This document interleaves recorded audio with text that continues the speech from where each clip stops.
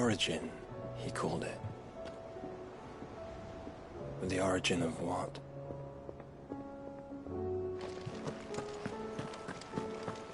Did you know that it was I who convinced His Imperial Highness to join you in stone here? All right, it may be that he was of a mind to do so already, but it was I who told him where you'd be.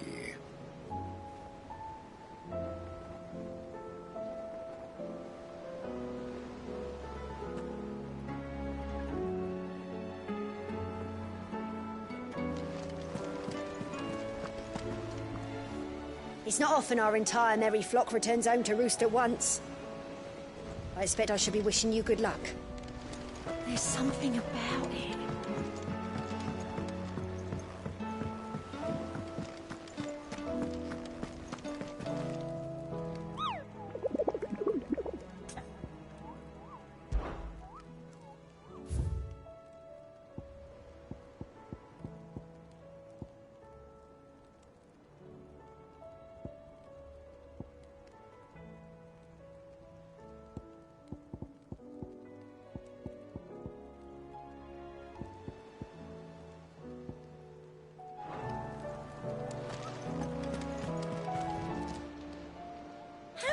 Help you today, Clive? Your benefactors are a generous lot.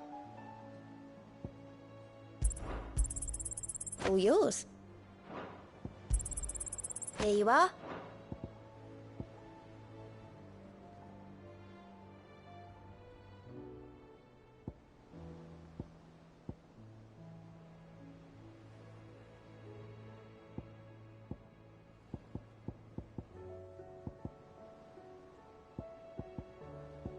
Best of luck out there, Sid.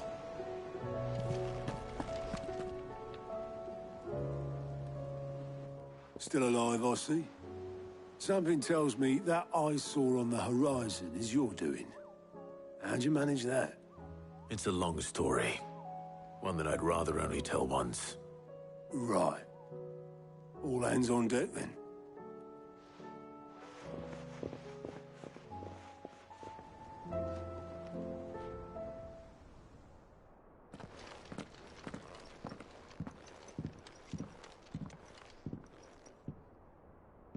Is this everyone?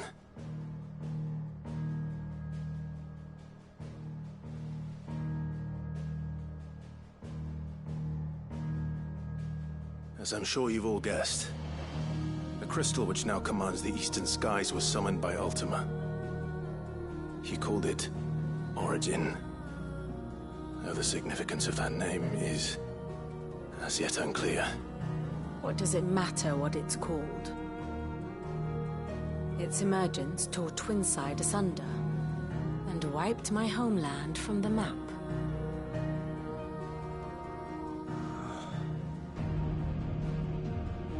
Mention of the Dominion spires can be found in the oldest of Valisthian records.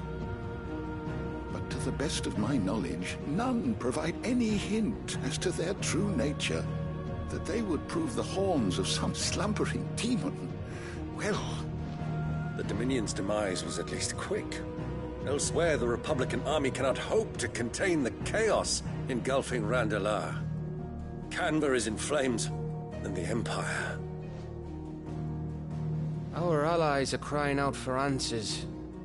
I've sent the Cursebreakers to give them what assurances we can, but right now that amounts to fuck all. They wouldn't be able to stop what the skies have started in any case. People here and across the realm grow sicker with every passing day. Could it be that this new Mother Crystal is like the others? That it draws upon the land's ether? It certainly looked that way from stone here. If that were true, it would explain the hastening spread of the Blight since the crystal's appearance. Would it not? And as the land's ether slowly rises to the surface, it pools, corrupting all who cannot channel its energies. Archay above, ether floods below, and in the middle, here we languish, hopelessly entrapped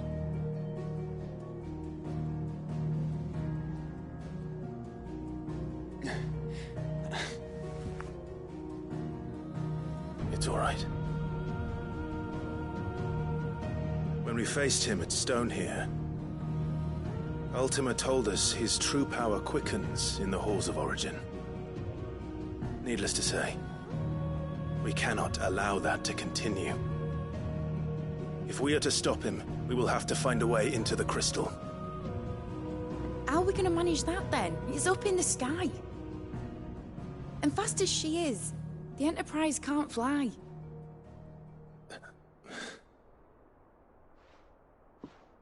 It's a lot to take in, and I reckon we'd all benefit from some time to clear our heads. The answer will come to us. Don't you worry. Ain't that right, Clive? Right. That's right. Well, go on then.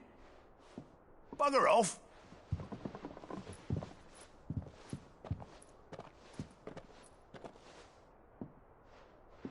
Same goes for you, Clive. You won't solve anything like this. Trust me. Go and get some fresh air, eh? Thank you.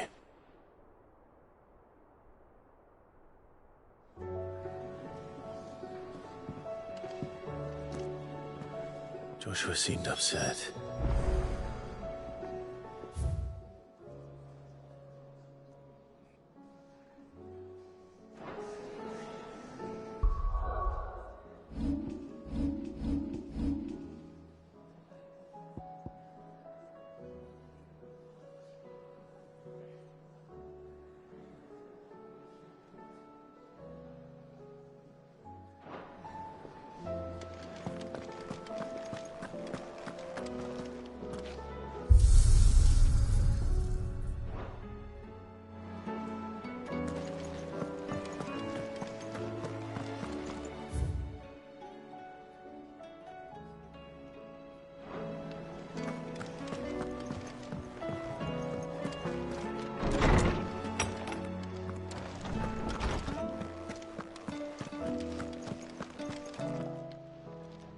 I was wondering when next you'd visit. I have a few new notes that might interest you.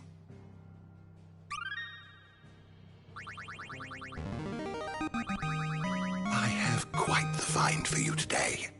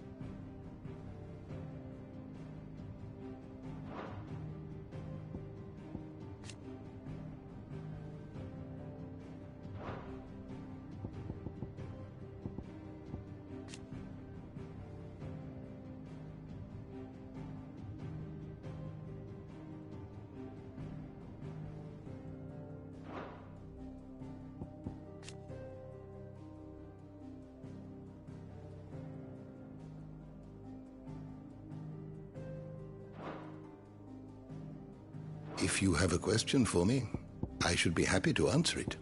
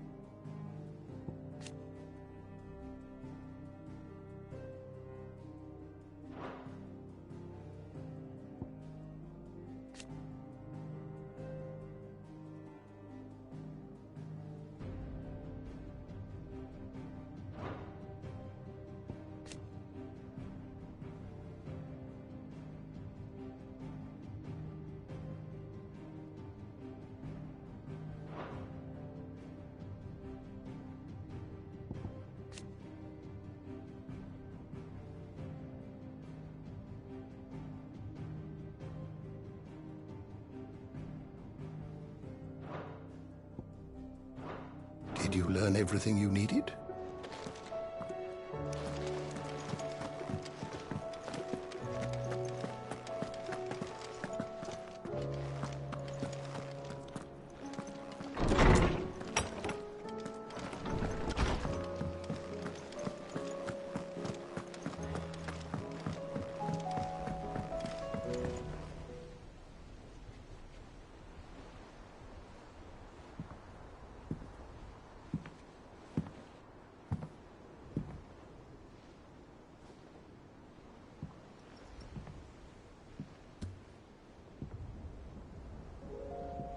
Ultima may have created us, but he doesn't make us who we are.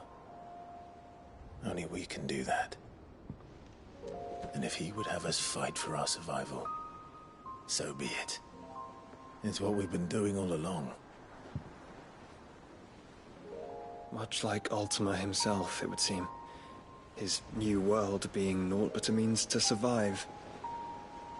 And so, we must contend to decide which of us shall inherit the land. Should Ultima prevail, it will mean death for us all. Of that, we can be certain. But even should he fail, what world awaits us? A withered, godless place, where our newfound freedom will most like prove a chain in itself. Well, that may be, but a chain can always be broken.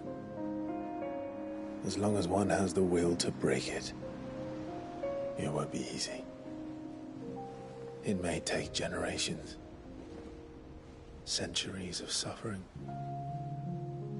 And that is, if everyone plays their part. But it will happen. And when it does, it will be on our terms. That is the world that awaits us. Indeed. And what better world could one wish for?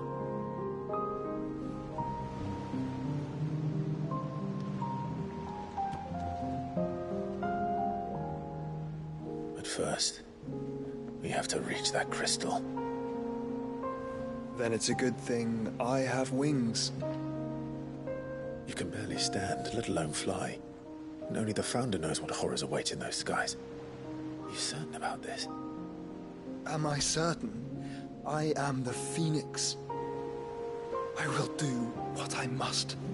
This is our fight. Remember?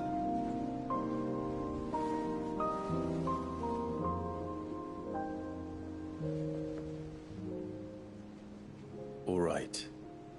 I yield. But only what you must, yes? I'm still your sworn shield. That you are. And what of my wings? Lest you forget, you go to stand against a god. I would not have you succumb to fatigue before the fight begins. Ifrit, your brother mentioned that some few of the dominants who had lost their power to you were still able to prime. Is that true? It is. But their icons no longer submitted to their will.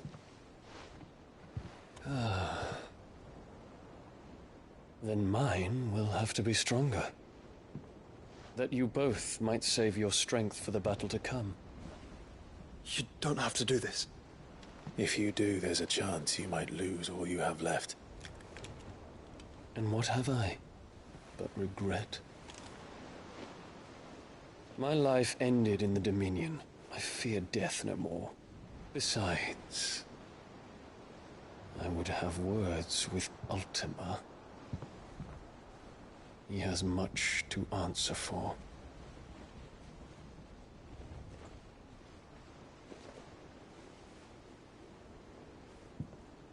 We are in your debt, Dion.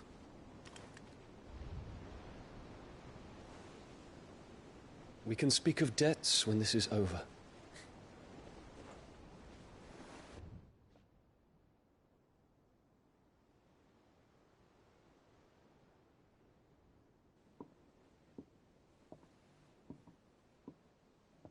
He speaks like a man who knows he's not coming back.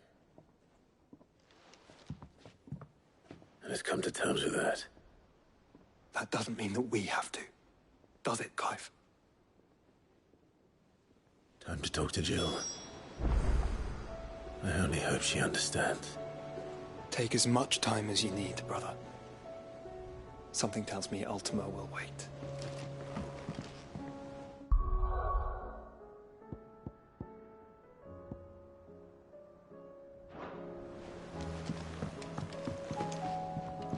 Say your farewells, and let us be gone.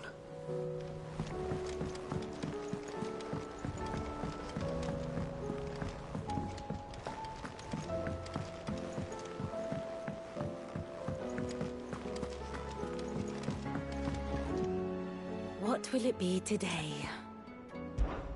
What is it that you wish to learn? One must understand one's place in the world.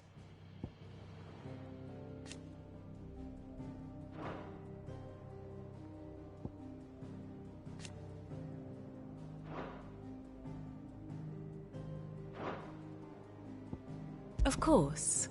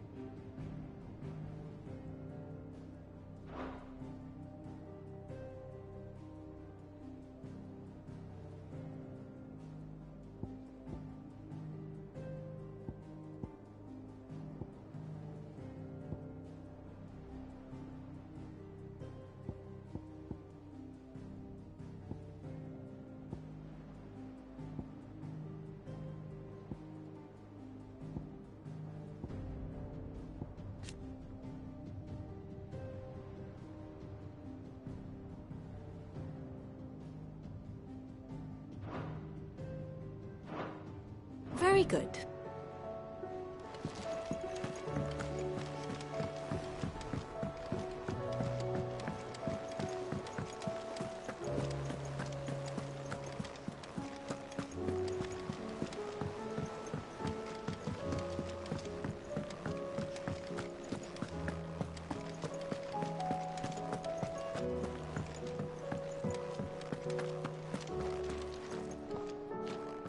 My Lord Marquis, I heard about Eastpool.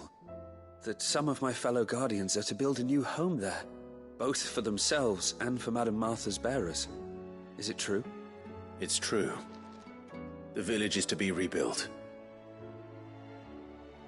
I have many fond memories of Eastpool. When I was a child, we would visit my aunt and uncle often. They would lavish attention upon me as if I were the son they never had. I went to see Aunt Hannah after my uncle passed away, but not nearly as often as I should have. Oscar, I'd like you to assist Sir Wade in the rebuilding efforts. But my lord, my training is not yet complete. I couldn't possibly. I warned you I might not be the easiest of masters, but I'm not as hard-hearted as that. Go. Be with your aunt. Rebuild her home. Is what she would have wanted. Yes, my lord. Thank you, my lord. I will not forget this kindness, my lord. I shall go to Eastpool, but as soon as the rebuilding work is complete, I promise to return.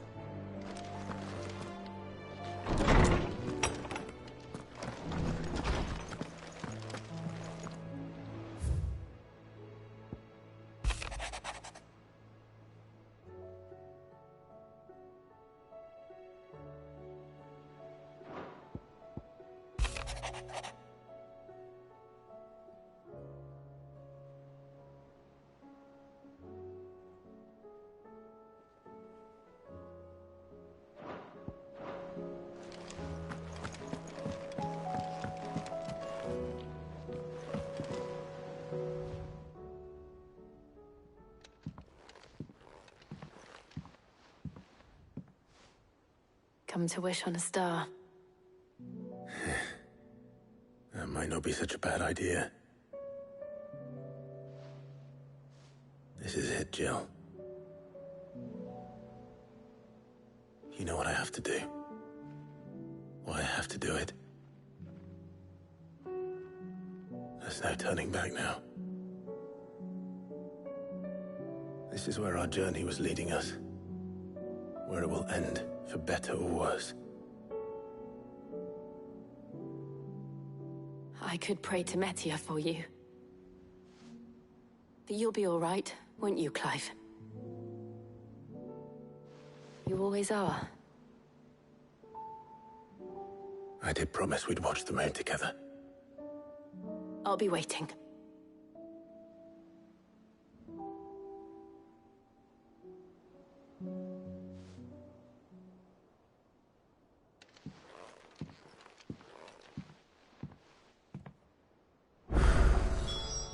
It's almost time. Better make sure I haven't forgotten anything.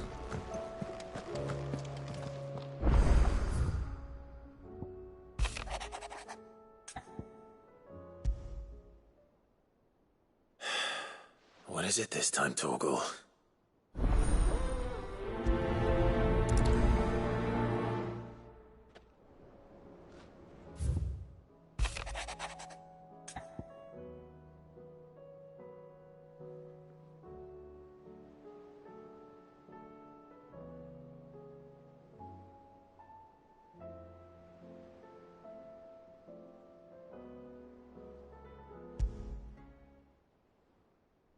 Something tells me this is no mere adventure story.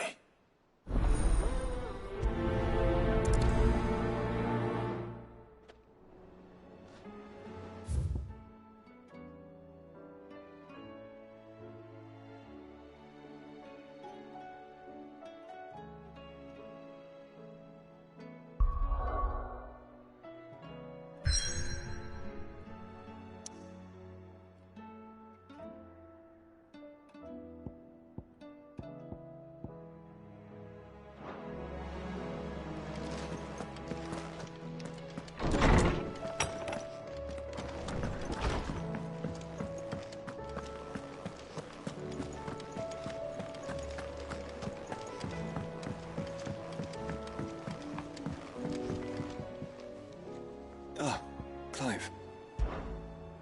Joshua, what's wrong? And don't say nothing. It's not nothing. I've received word from Cyril. The Undying have found Father's will. Or something akin to it. His will? How and where? In the crypt beneath Rosalith Castle. After Kupka was kind enough to drive out the Imperials, the Undying took the opportunity to recover what relics of the Duchy yet remained. And in the process of doing so, they found a letter from Father. I'm surprised anything survived down there. Cyril asked that I join him in Tabor at my convenience. I have been meaning to go, but... would you join me?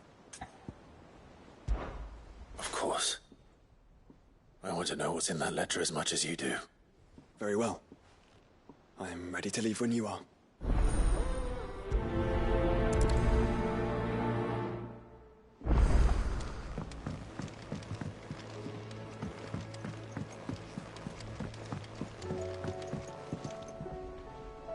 Sid, do you have a moment? By all means. It's my old master. Seems there's no escaping her. She found some way to send me a letter. And something else. Records from a Waluda prison. Seems they were keeping a lot of bearers there. How did she come by such a thing? Finding bearers always was her strong point. And it seems the cells of Balmung Dark are full of them. Foreign captives, the masterless. Bearers no one would miss. And even better for her, bearers with no one to look after them. When ether started lapping at the walls, the jailers fled. Leaving the bearers to be liberated by whoever happened to come along next. Sid, I'd like to believe that I've earned your trust by now. And while I'm well aware that you've forbidden Cursebreakers from traveling to Waloed, I can't let those bearers die in their cells. I'd rather risk shipwreck on the Shadow Coast than leave them to starve. We'll be needing the Enterprise if we're going to navigate the Narrow. Does that mean... I'm making an exception, but we travel together. And we stay no longer than we have to. Ash is an inhospitable place at the best of times. We save as many as we can, and we leave. Thank you, Sid. There was a name in the prison register. A name from my past. Chadwick. Another of my former master's protégés. A gifted soldier, and the closest thing I had to family. The thought of him held captive in that place. He must be very important to you. He was. Is. Then we find him. The entrance to the prison lies in the shadow of Ravenwit Walls, just beyond the portcullis. We should head there as quickly as we can. I only pray there are still bearers alive to save. As do I, Doris.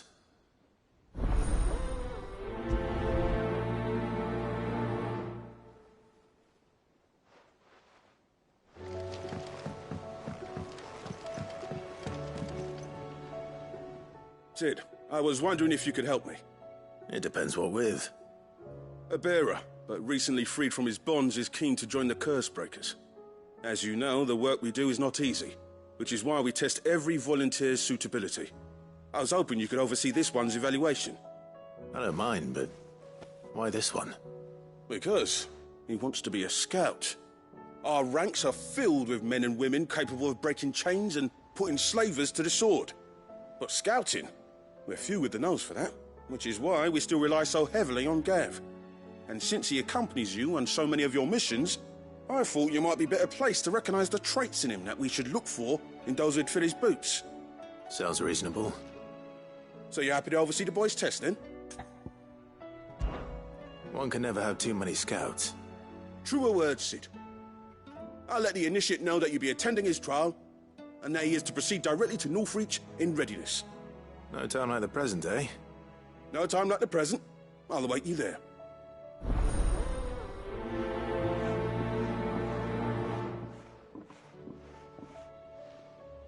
Northreach.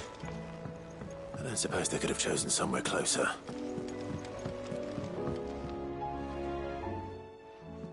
Vivian, I read your note, and I'd be happy to help you find the book you're looking for.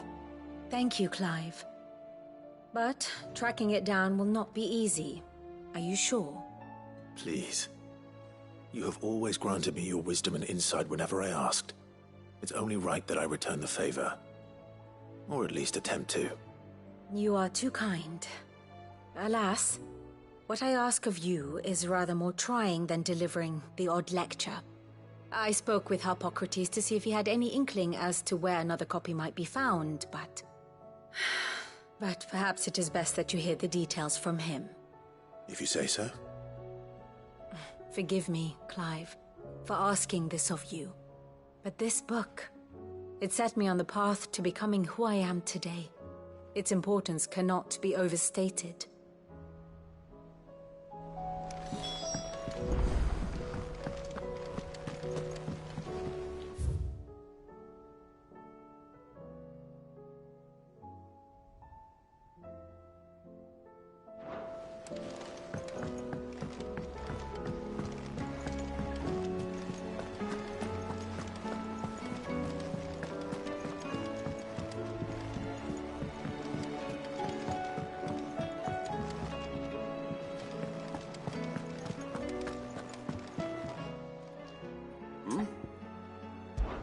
Clive, my boy! Rutherford informs me that we owe you our thanks. Hadn't intended for you to get involved, but such are the times we live in, huh? I would have done the same for anyone else. You're far too modest, Clive. You'd make a terrible nobleman. But tell me, is the realm truly in as dire a state as Rutherford suggests? From what little I saw, you were right to be worried. I suppose I should have expected the worst. But I was rather hoping the great and good of the realm might have things a little more under control. Alas, it seems that firm leadership is in short supply these days, and without it, the people are bound to lose their way. We must move quickly. But where do we start? True, the challenges that face us are many.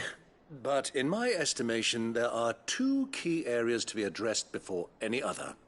The realm's armies and her larders. As you've seen firsthand, it's every man and woman for themselves out there. Certain cities have banded together to try and maintain some semblance of order, yes, but such cases are few and far between. And yet, the only remedy for the chaos that faces us is unity. A unity that transcends even the borders laid down by our ancestors. In short, if Storm does not stand together, she will fall apart. But how would one even begin to unite the realm? The armies, my boy. As I told you already, we begin by restoring order among the ranks of those sworn to maintain it. Sadly, I doubt I could convince even the lowliest gaggle of privates to dig a latrine together. But I do know someone the High Commanders have been known to listen to on occasion. Field Marshal Eugen Havel. I thought he was retired. He was, until an Akashic army tore through Randalar and killed most of the rank and file. There is no man alive more capable. Literally. And as luck would have it, I've already spoken with him on the matter. Of course you have. And he's agreed to help. On one condition. That he first speaks with you personally. Havel has always been a man of frustratingly rigid principle, and he has certain qualms about clasping arms with, well, with an outlaw. I extolled your many virtues as best I could, of course, but the old goat was adamant that he be allowed to appraise you in person.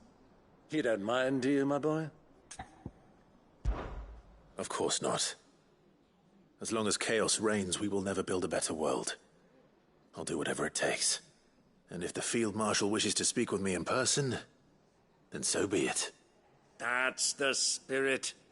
I'll leave for Randalar at once. Would you send a Stolas? Of course. Rutherford is already in the Dalmekian capital. I'll have him tell Havel to expect you forthwith. Excellent. Thank you, Uncle.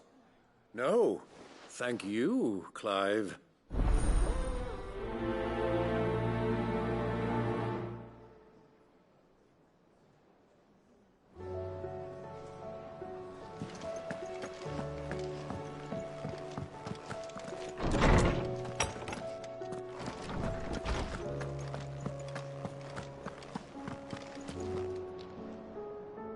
Ah, Clive, my boy.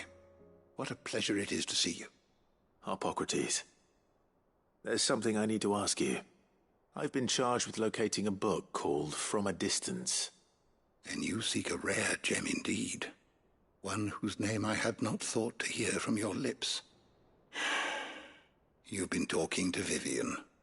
Right as always. But she didn't seem keen to tell me very much. I take it she didn't like what you had to say. And yet I gather it did naught to dissuade her. Clive, if the young professor has tasked you with obtaining a copy, I fear she asks the impossible. The executors would not allow it. The executors? Coveters of secrets. A clandestine organization committed to the collection and intenebration of forbidden texts and technologies. One such text being the tome Vivian seeks, chronicling as it does the true history of the enslavement of bearers. A tale which could overturn the established order were it ever to become widely known. Or, so rumor has it. I've never actually read the thing, or even set eyes on it for that matter. How is it that I haven't heard of this organization? Why, secrecy is the executor's watchword. They lurk in the shadows, emerging only to seize that which must be seized, be it books, inventions, or people, before disappearing again, leaving nary a trace. Which would explain why Vivian's copy was snatched from her grasp not long after she found it. By the hand of the executors, yes. But what drives them? Self-interest or ideology? A fine question. Sadly, all that is known of the executors can be recounted in a single breath. You may just as soon ask me of their origins, numbers, or the identities of their leaders. Any answer I give would be pure speculation. Then my hunt was doomed from the first. What was Vivian expecting? That I'd pluck it from thin air? Not from thin air, no. From ash. Rumors of the executors are rife among the scholars of Storm, but rather less so across the strait. I have a friend. Well, I had a friend in the village of Garnick, a collector of rare tomes, upon which subject we would oft correspond. Alas, I have heard naught from him since the skies fell dark. And no doubt he, too, has turned. But, though he did not mention it by name, it is possible that a surviving copy of From a Distance yet rests upon one of his many shelves, quietly awaiting discovery. If you were, by some chance, able to save even a single book from the poor man's library, I know his soul would rest easier. Very well. When I next find myself in Waloed, I'll be sure to pay Garnick a visit.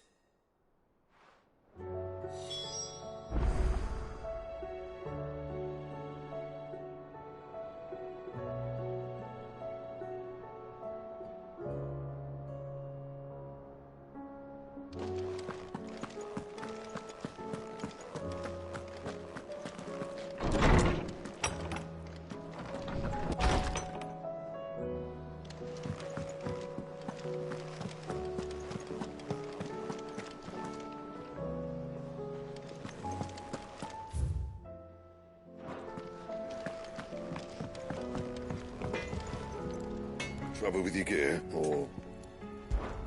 So, will it be? No scratches, all right?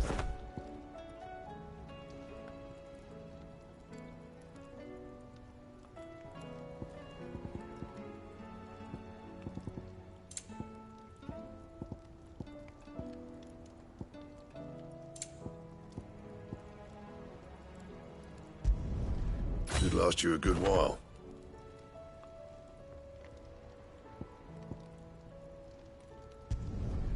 No scratches, all right?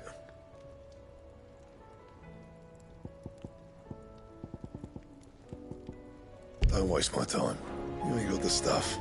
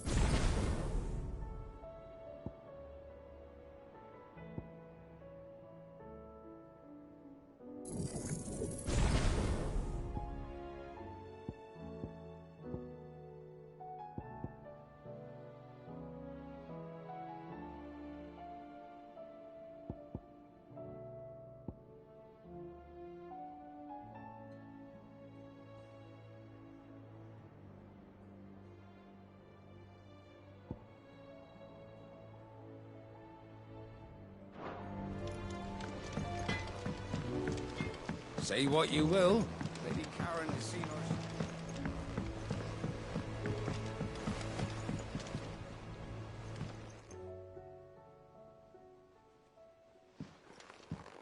Pining for something, boy.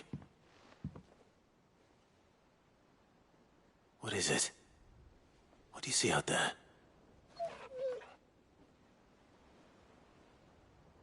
I never did ask where you got that anklet of yours. From Sid, that's why.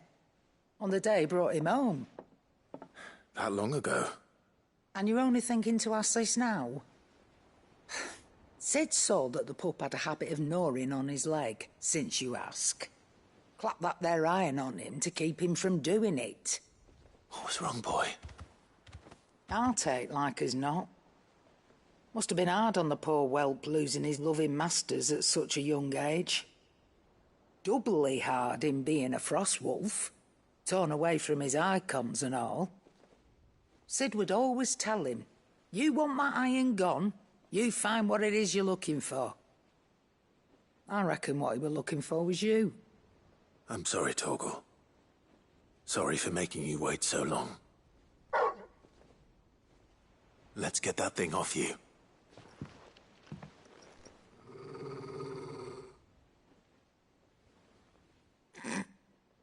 Doesn't sound like he wants it off. Indeed. You miss Sid as much as the rest of us, don't you?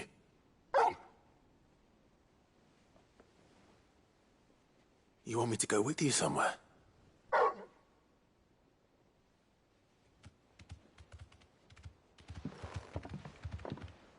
Quick, aren't you? Glad you've been paying attention. Not nearly as much as you have, Lady Karen. Aye, good thing and all. It's not like Gav would have kept him in nuts and rubbed his belly these past 10 summers. Your kindness is appreciated. You've been a good friend to him. Only because he doesn't talk back like the rest of you. Go on now.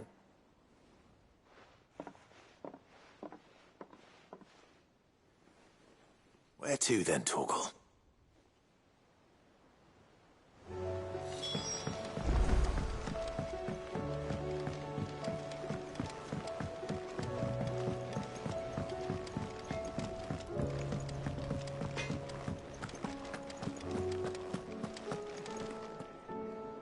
All right, Torgal. Where are you taking me? I'm going to need a little bit more than that, boy. Do you have a better hint for me? Unless... you've already given me one. Back on the rear deck, you were looking west, toward Rosaria.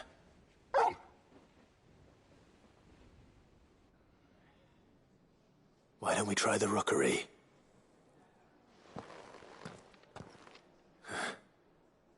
I haven't been to the island in almost 20 years.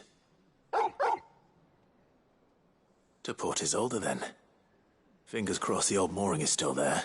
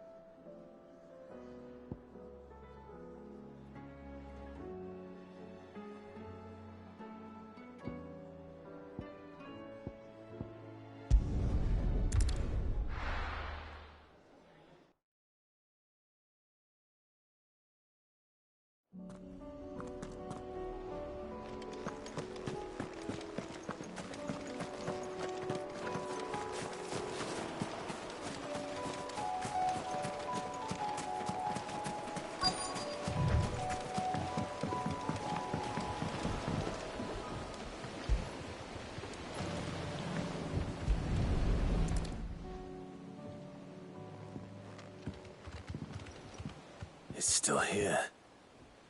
After all these years. Lots more than I remember. And you're a lot bigger. You might have to swim, boy.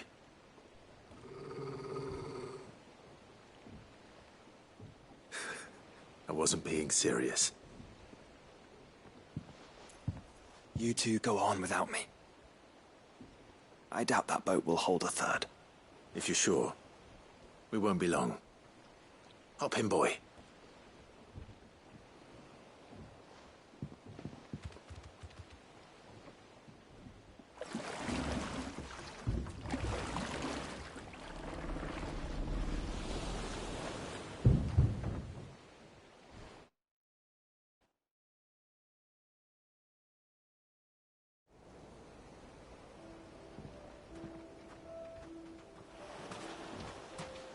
This place hasn't changed at all.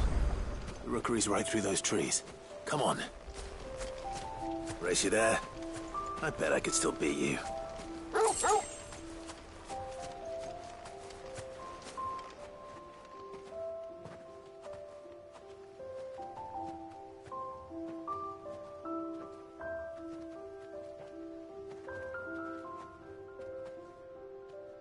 Here we are. This was our hideaway. Wasn't it, Torgal?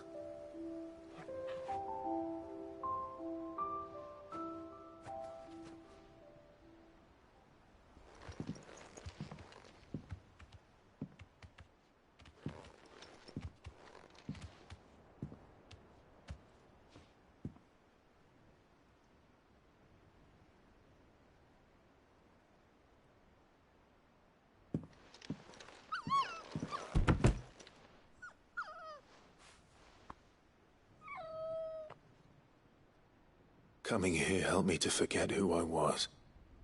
Or wasn't. Prince, shield. Son his mother could love. Had I been any one of those things? Perhaps.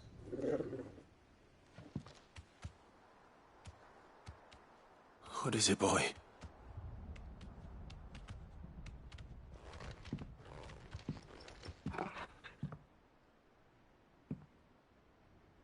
This is all from the castle. And Phoenix Gate. Did you bring these here? My sparring sword.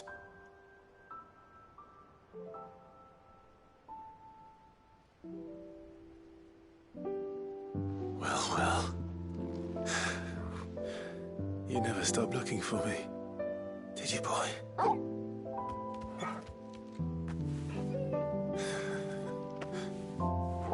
Thank you, Torgal. For never giving up. For never forgetting.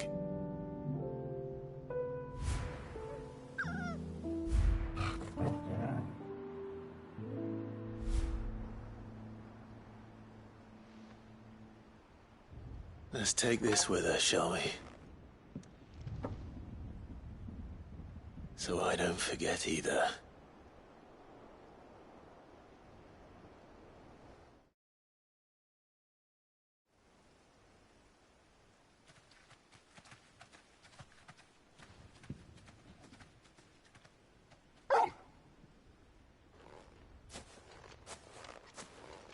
That's not the way back to the boat, Torgal.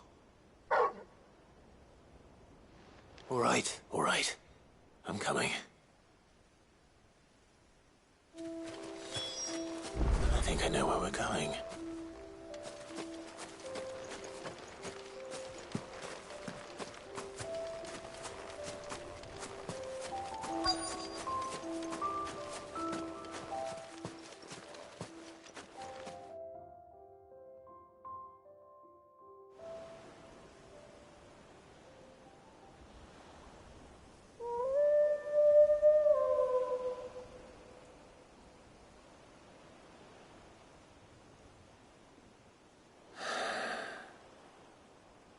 People always talk about the importance of putting the past behind you. But without him, we wouldn't be who we are today. And we certainly couldn't steer our way to a better tomorrow. Come on, Torgal. Let's go home.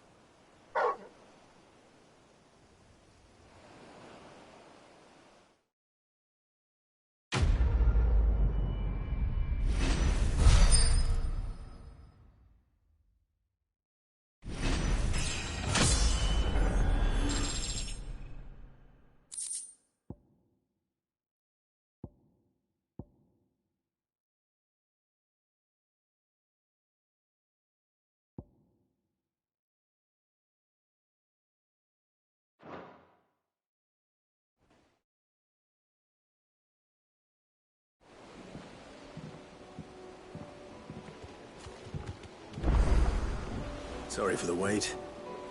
We're ready.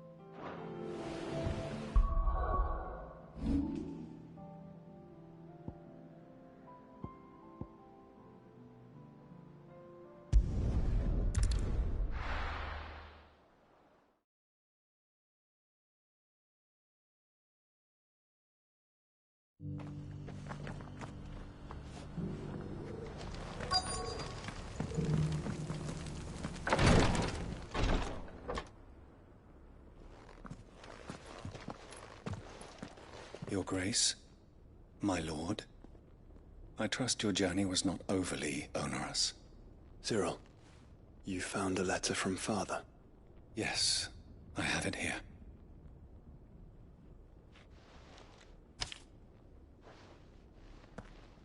If you would do us the honor, my lord.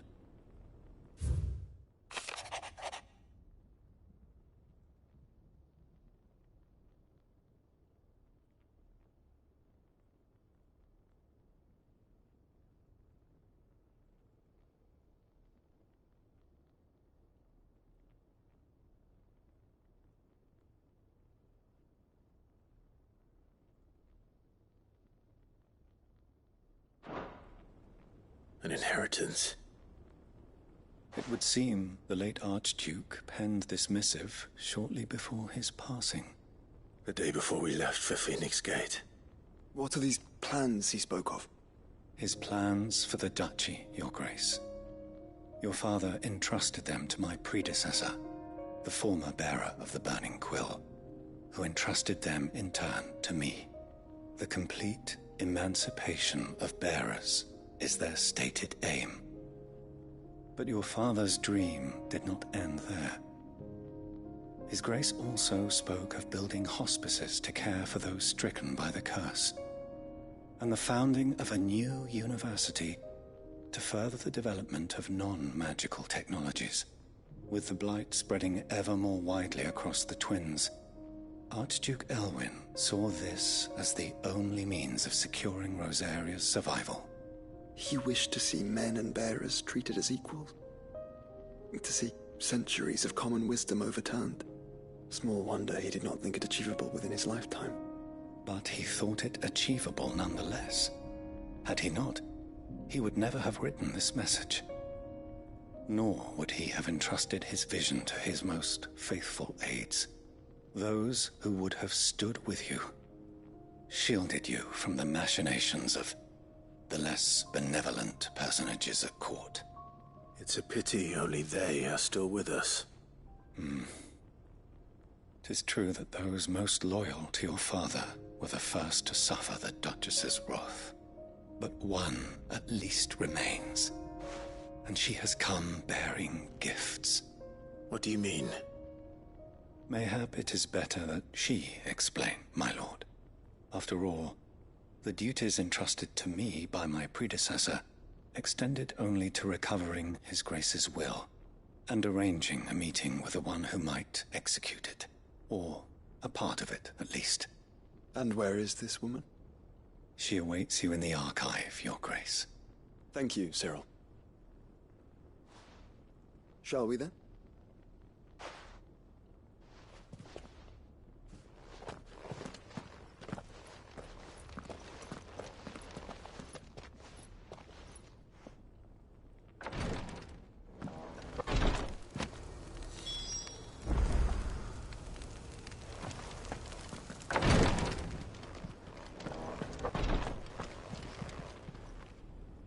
Lord Marquis, if you have a moment. What is it, Cyril? One of our brethren lately journeyed across the strait in order to pursue a new avenue of inquiry in our ongoing investigation. He sent an owl some while ago, but we have heard naught from him since. Was he surveying another fallen ruin? No. The object of his study was a savior cult that has arisen in Ash in recent years. We believe it may have some connection to the Circle of Malleus, an ancient religion that worshipped Ultima as its god. By gaining an understanding of this new faith, we hoped to learn more of the Circle's original beliefs. And so you sent one of your brothers to Ash, a continent teeming with orcs and Akashic. Fully cognizant of the risks, yes. I entrusted the mission to one of the most able of our order, the Third Chair, a master of the arts of combat and survival both. Though he has been silent for some days now, I have thus far refrained from sending any others in search of him, lest they be lost in turn. Yet, it seemed only right to inform you of the situation, given your unique experience of the perils of Ash. For as you so earnestly advised me, it would not do to abandon a man to his fate, when he might yet be saved. It would not. But Ash is a big place. Can you be any more specific? Perhaps. The last owl I received from him mentioned a village where he had heard the cult were wont to assemble. Mickleburg was its name. It lies in the southern reaches of Waloed. If aught ill befell him, I expect it did so there. Right. I'll see what I can do. You are much too kind, my lord. Go then, with my hopes, and may the Firebird's flame ever burn in your heart.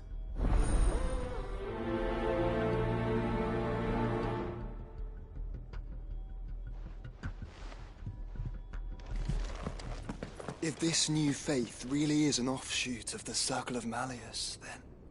Let's concentrate on finding the Third Chair first, shall we?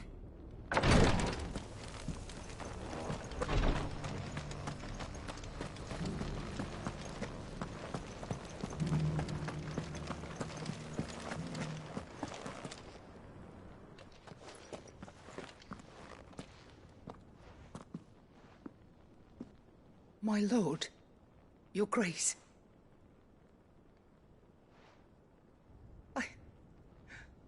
I hardly recognize you.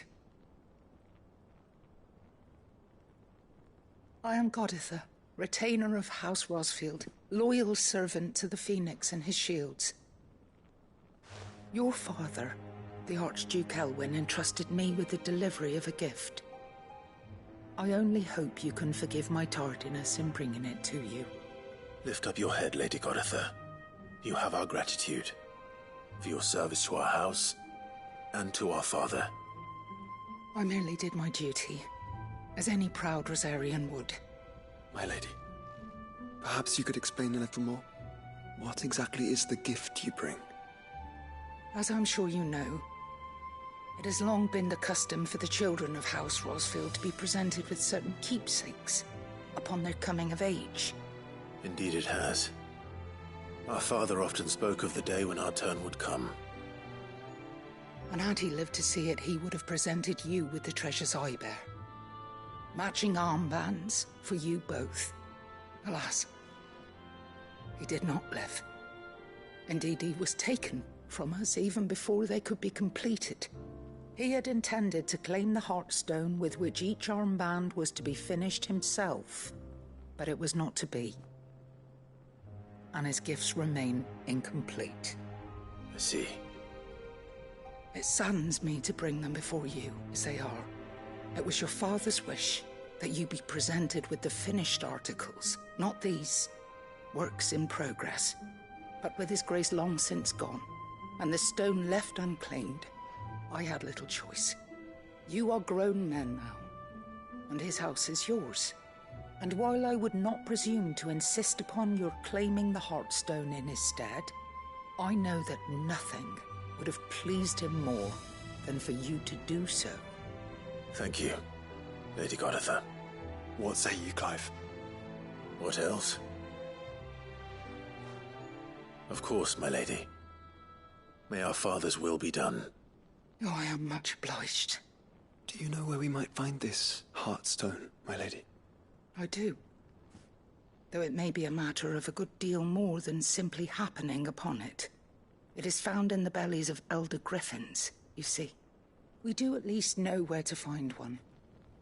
A certain specimen has made its nest in Titan's Wake, not far from here. A certain specimen? You are most perceptive, Your Grace. In answer to your unspoken question, yes. In fact, this is the very same beast your father meant to slay. I have been tracking its movements since you were but a boy. Were you to slay it in his stead, as men of House Rosfield, it would surely make your father proud. What say you, Joshua? What else?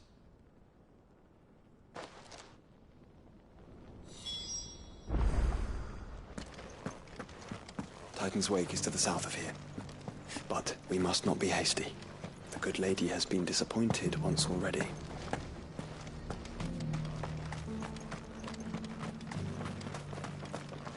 Are you buying or selling?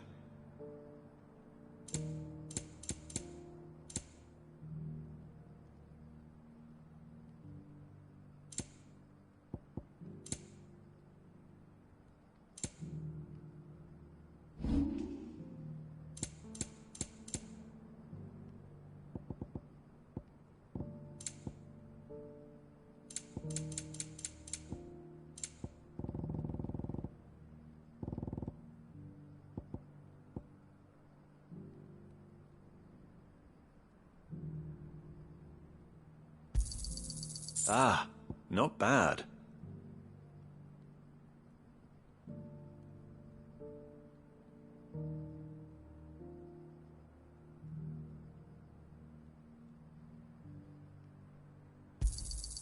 Got anything else for me? It's a deal.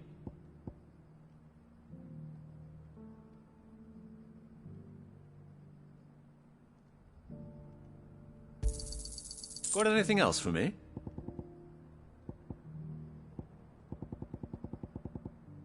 Go safely.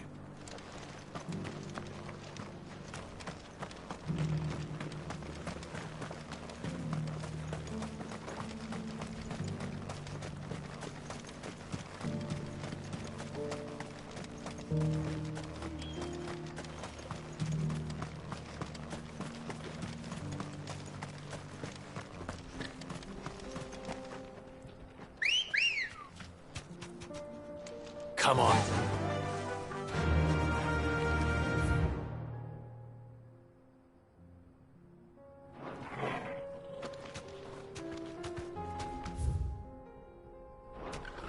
Faster!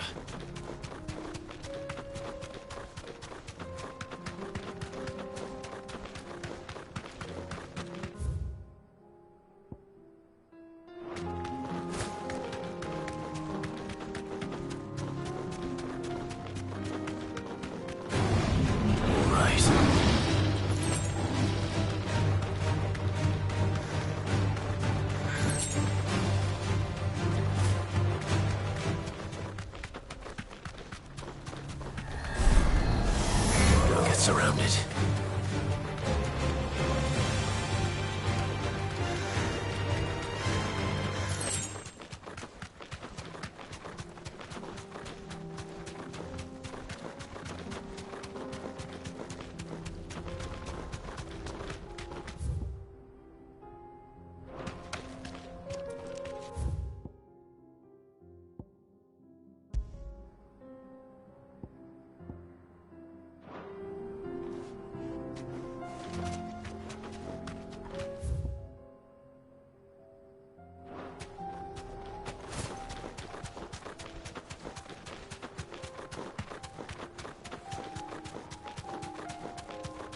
Eyes peeled, Joshua.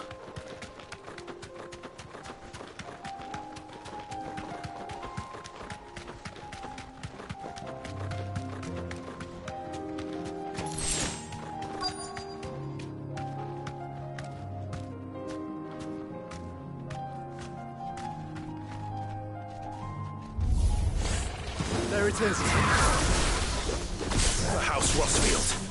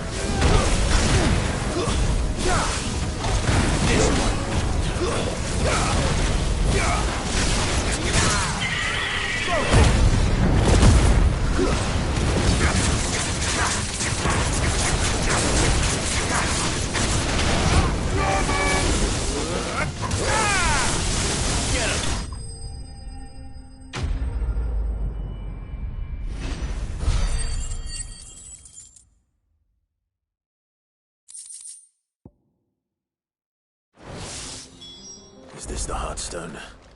I expect Lady Goditha will know.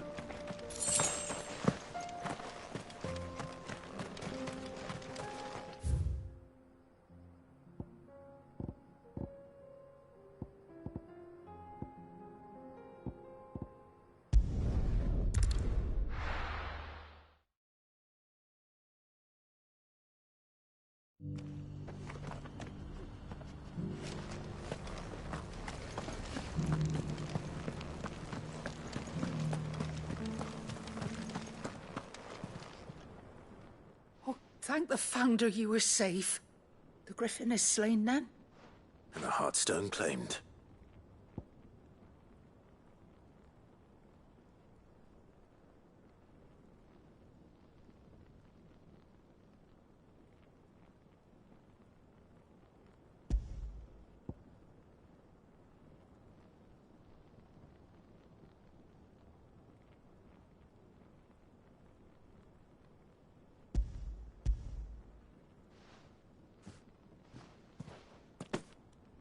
Yes, this radiant luster like frozen flame. It is just as your father described it.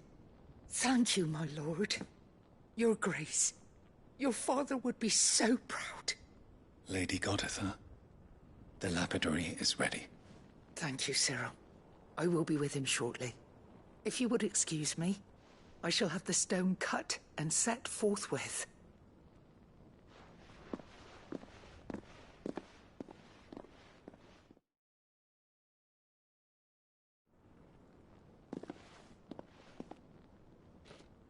The armbands are complete.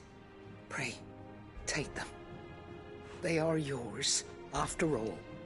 Heartstone is harder and more enduring than garnet, or even ruby. It symbolizes unwavering will and devotion. And the graven vines encircling the stone represent the unbreakable bonds between you It's a message. Father knew we had enemies both inside and outside the duchy. Enemies who would thwart his vision. Only with unwavering devotion would it ever be realized. And only if we stood together, as Phoenix and Shield, as brothers in arms. Only then might those enemies be overcome. Indeed. His Grace knew the enormity of the task he would entrust to you, his heirs. But this was more than just a message. It was a promise. That he would always be with you. Thank you, Lady Goditha, for remaining the steadfast custodian of our father's will. Forgive me, my lady, but there is something I don't quite understand. The Undying told me that after Father died, Mother claimed all of the ducal treasures for her own. Even if the armbands were incomplete, she would surely not have overlooked them. So, how were you able to keep them from her? Because I was the keeper of the vault. Though I was but a lowly servant, your father spoke to me of his intentions for the bands, of the deep love he had for both of you, and his hopes for your future. In the days before the disaster at Phoenix Gate, I discovered that the Duchess had ordered her jewelry be sent away from the castle. It was then that I knew she meant to betray us. I tried to warn your father, but it was too late. When word of the fire reached Rosalith, I knew my time was short. So I took up the armbands and I fled into the night. And thank the Founder you did. Yet my duty to your father was incomplete. Not knowing what else to do, I followed the Griffin, thinking I might claim the Heartstone on its passing. And so my pursuit continued, until Lord Cyril appeared before me. He informed me that His Grace's will had been recovered, and that his sons were alive and well. Lady Goditha, on behalf of my father and all the people of Rosaria, I thank you for your loyal service. As do I. Thank you, my lord. Your Grace, for coming back to us, for giving my service meaning.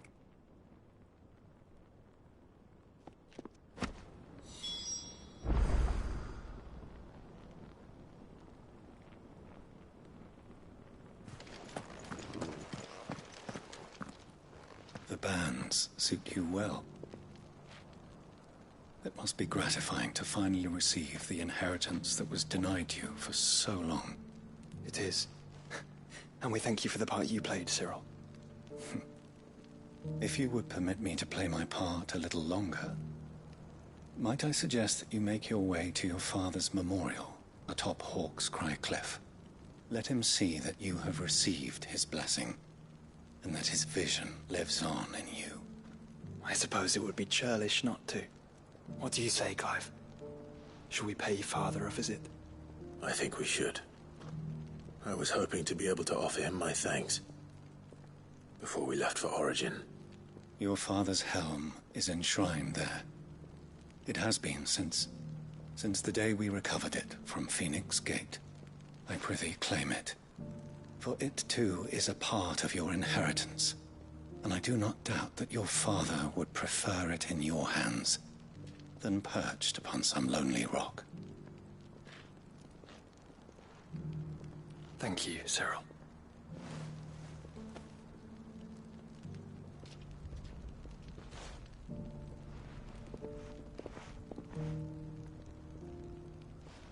Come on, Clive. He's waiting.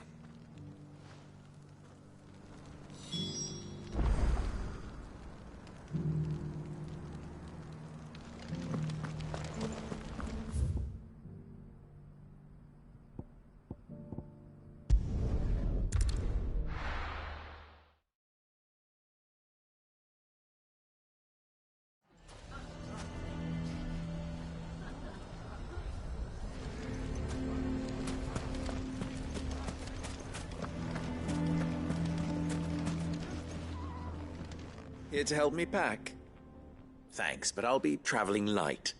I'm almost finished already, in fact. You're really going to go through with this, then? I am. But before I go, there is one small issue I'd like your assistance with. Well, two. in fact. If it's within my power to help you, I will. It's the children. I refuse to let them share in my disgrace. And if I leave them here, they surely will. Our friendship would see them ostracized forever. But I can't take them with me either. I can think of only one place where they are certain to be safe and provided for and loved. The Hideaway.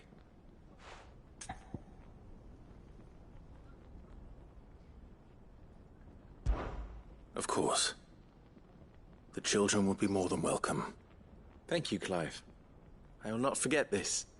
Lubor, are you still here? What is it, Ferda? You look pale. There's been a flood in the Velcroy, a damn big one. The League of Outlaws encampment was completely submerged in ether. What? Every last one of the bastards has turned. And they're headed this way. Bandits are one thing, but Akashic bandits are quite another. The town guard won't stand a chance against them. We need to evacuate. There's no time to lose. Ferda, gather the men. The Akashic may strike at any moment. We must make ready to cover the townspeople's escape. Well, what are you waiting for? Yes, my lord. Clive, change of plan. The children stay with me for now. I need you to find Conrad and Natalie. Tell them to prepare for a full and immediate evacuation. Understood. I'll do what I can to convince everyone else. Wish me luck.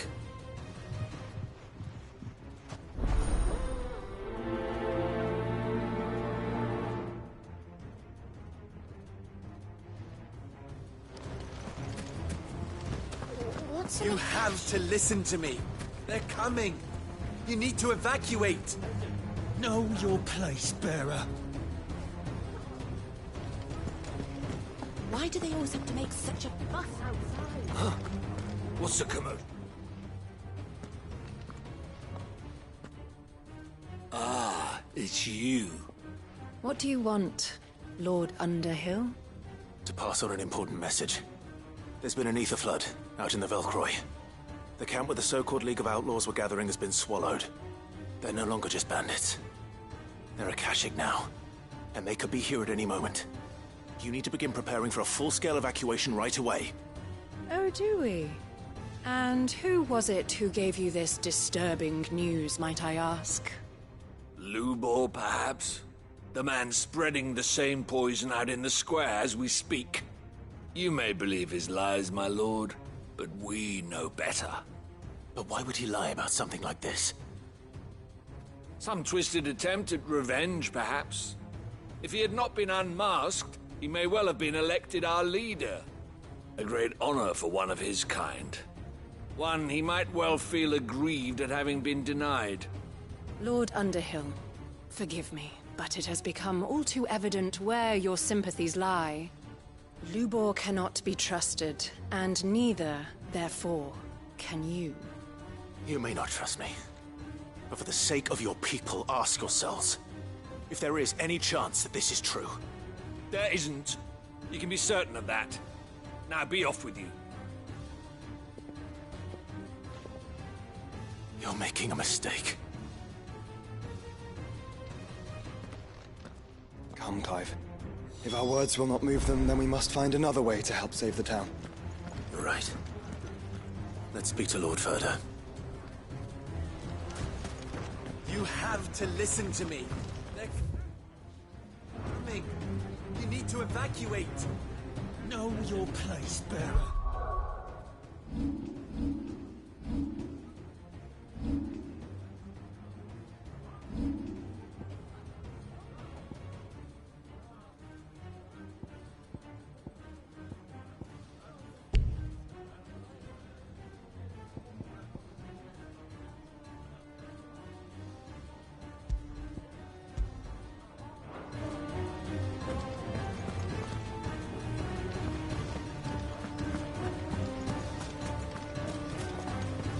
I think we'd better shut up. What's Lubor raving about now?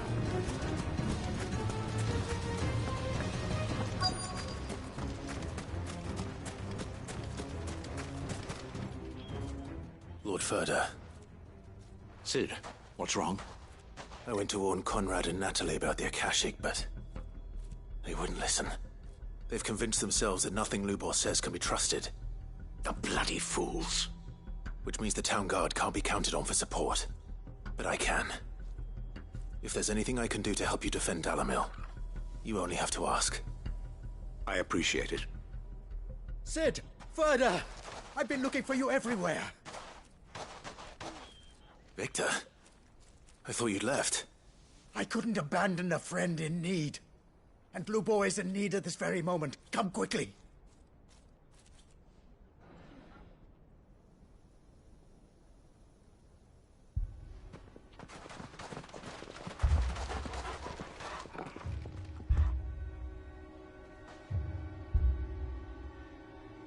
You have to believe me! The Akashic are coming! They don't eat, they don't sleep, they don't tire, and they don't care who they kill. They're unlike anything that's come before. There won't be no parley, no mercy granted! We may have saved the town once, but this is different. I do not ask that you forgive me, but please believe me. If you do not run, you will die. You will all fucking die!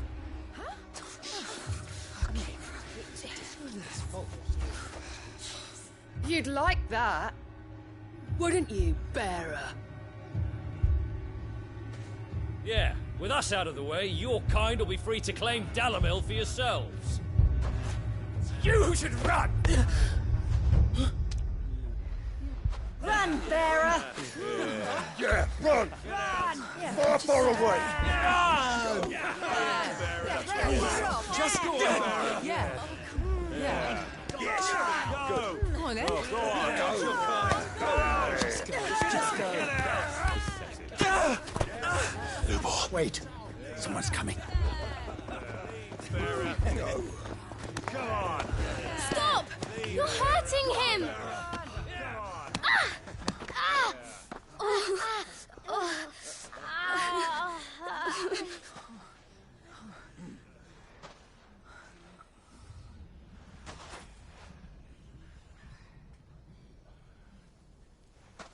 What did Lubor ever do to you? He solves all your stupid problems, and he keeps all of you safe. You know there's nothing he wouldn't do for this town. Who was it who made that cleaver you use every day, Conrad? And what about your counting table, Natalie? Who fixed that? Whose men make sure the streets are clean so all your boots don't get dirty? Who spends all day, every day making sure things run smoothly round here? And none of you ever say thank you. Ever. But did Lubor ever complain? Well, does he ever stop smiling? He keeps this whole place going. And you act like he doesn't even exist.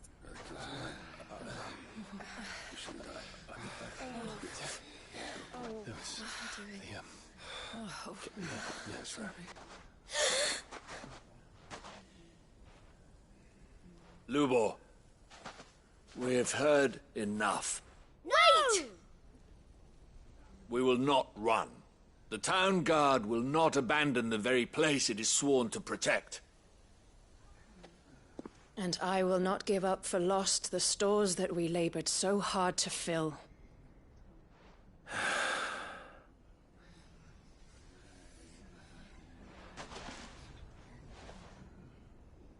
So tell us, how do you propose we deal with these Akashic of yours?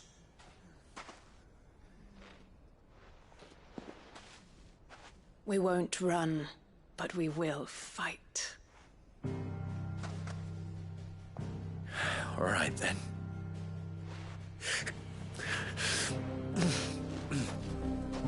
Fine.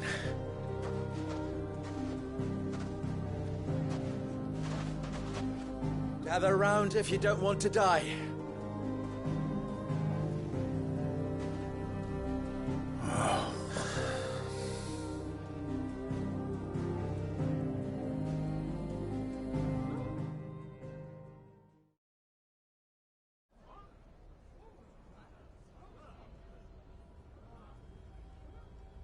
Allow me to explain the situation. The ether flood occurred near the village of Cheratina, deep in the Velcroy. The place had been abandoned for years, until the League of Outlaws decided to make it their base of operations. Now they're all turned, and if the scouts' reports are correct, heading in this direction. They are mindless monsters, driven only by hate and rage, and they are utterly unpredictable. With the bandits, we at least knew how and where they were likely to attack. When these creatures come, Dalimil will have the bitterest fight it has ever faced on its hands. The town guard will muster at the north gate. The rest of us will take the south. Both forces will provide men to serve as scouts and messengers, ready to spread word of the size and nature of the Akashic force as soon as it is spotted. And as soon as it has been, we will converge on its position and see that it is driven back from Dalimil at all costs. Conrad, can I count on the support of the town guard? Always. I leave the selection and coordination of the messengers in your hands, Victor. And the command of our men in yours, Ferda. If you would both be so kind. Consider it done. As you wish. Natalie, I would ask that you and your people have the townsfolk barricade themselves inside the bathhouse. And tell the merchant not to waste time securing anything beside the essentials. Preserving life is our one and only concern. As long as we survive, it doesn't matter what trinkets we might lose. Our riches can be regained. And if anyone doubts that, let it be known that the Briar's Kiss stands ready to cover any losses. Very well. I shall tell them. Where do I fit into this plan? Where else but the most perilous place of all? I would like you to travel to the home of our erstwhile League of Outlaws, Cheratina itself. The main host is most likely still there, and Dalimil will not be safe until it is eradicated, root and branch. A little gardening. How pleasant. I doubt it. I have a feeling these weeds will be particularly stubborn. Luckily, so am I. So you are. All right then, we all know what we have to do. Now it's simply a matter of doing it. For Dalimil.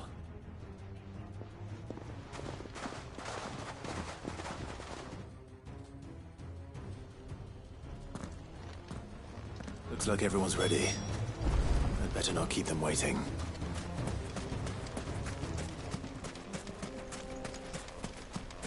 Good. That will keep some of them out. Any man sighting an Akashic is to raise the alarm immediately. The messengers will see that our entire force rallies to that position. We stand together or we fall alone. Do not forget that. Run like the wind.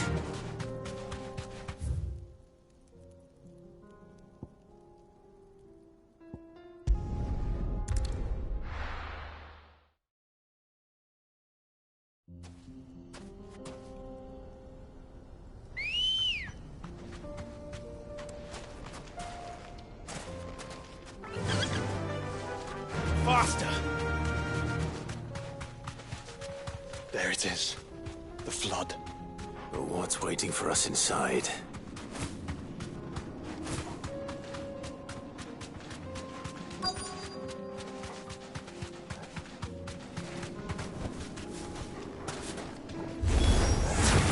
Can't leave a single one alive.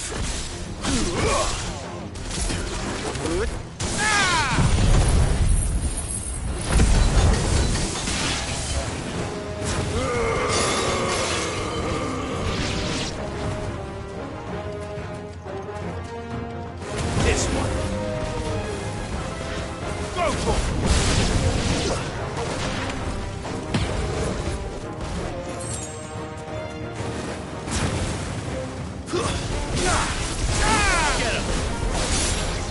Stick him!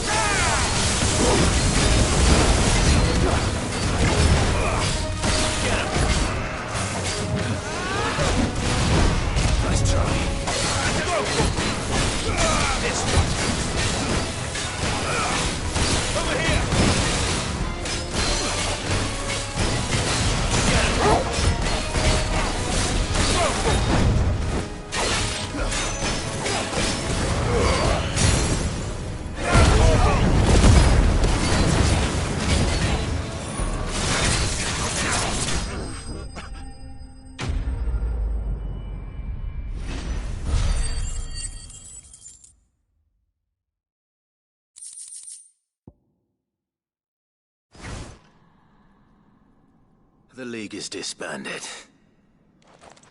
I should get back to Dalimil and see how the others fared.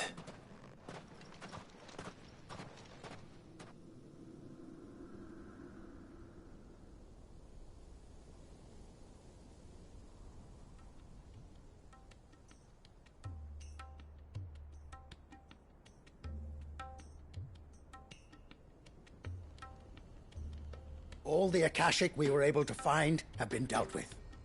Seems that might be the last of them. Last of them here, perhaps.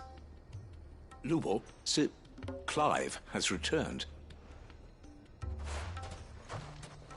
Clive! What news from Charatina? It's done. Root and branch. I knew you wouldn't let me down. Thank you, my lord. Friends, the Horde has been driven back. The Akashic have been defeated. And we need not fear the arrival of any more, thanks to Clive. Victory is ours. We bloody did it! We saved Dalimil. Lubor, allow me to apologize. After all you have done for this town, we should never have doubted you. But we did. And for that we are truly sorry. We only hope that you can forgive us. We need you, Lubor. Dalimil needs you. So, if you would still like to be considered for the position of mayor, you have our backing. You do remember that I'm a bearer, don't you? We do. But that is not a stain on your character. It is a stain on ours. We thought only of what we perceived bearers to be, not what you truly are. The man who saved Dalimil twice over. I see. But I will only accept your proposal on 2 conditions. Name them. Firstly, that you will both do everything in your power to rally your people to my cause. If the Town Guard and the Merchants League do not accept my leadership, it will be doomed from the start. Unity is the key to defending Dalimil, and I do not doubt that we shall need to call on our combined strength again. When that time comes, I will expect us all to pull together, just as we did today. Of course. You have our word. And secondly, you will accept that if I am to lead you, the mistreatment of bearers must end here in Dalimil. Any bearer within our walls shall be afforded the same rights as any other citizen. They will not be judged by what they are, but who they are. As we failed to do, and came so close to losing everything. We agree to your conditions. And we have only one in return. That you continue to work for the good of Dalimil, as you always have. Condition accepted. Well then, it seems my mayorship is all but confirmed. Do I get some sort of special hat?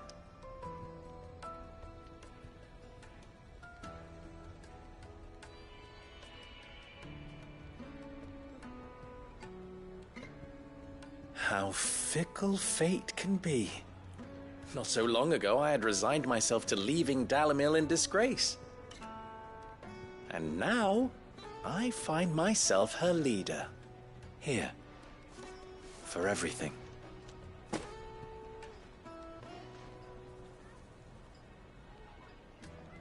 Lubor.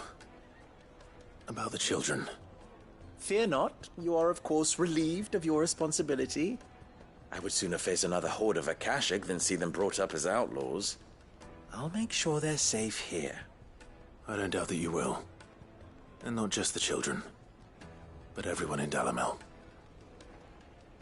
I'll do my best. Can't have all your hard work going to waste.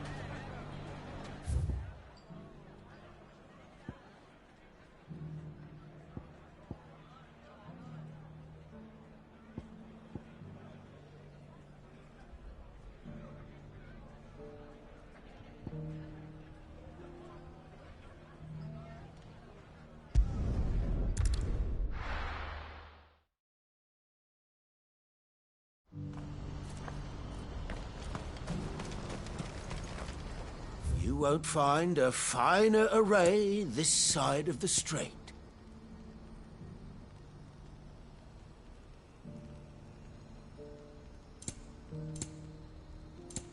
May Gilbert smile upon you.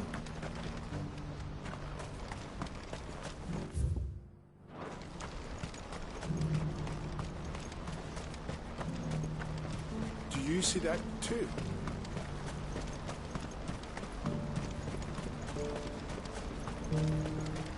Papa? What is it? Oh, please. Just make it stop. I'm scared. It's all right.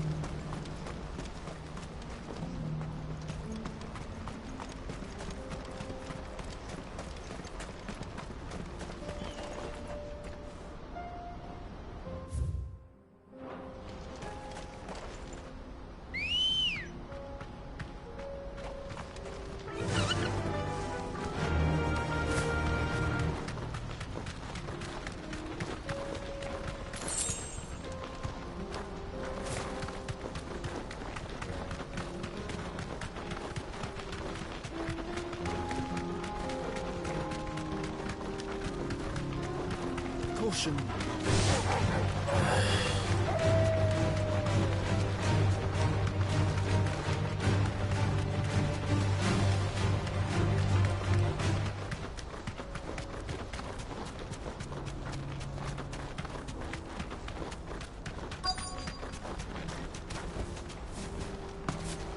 It can't be Rutherford, can it?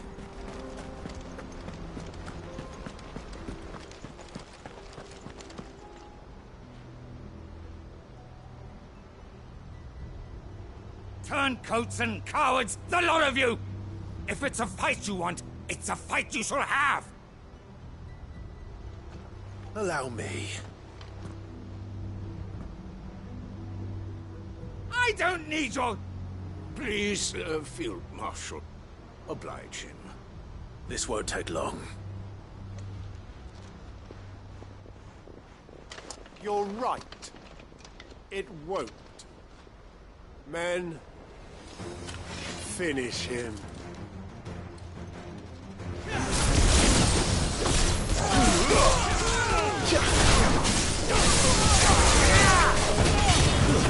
Stay down.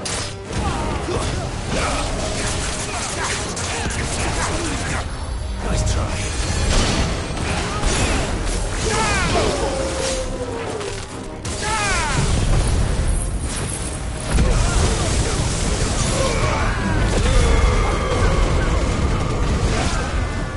Get him!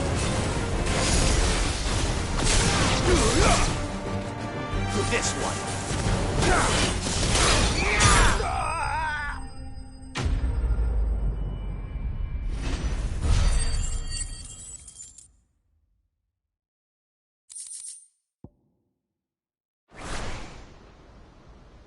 A little longer than I'd have liked.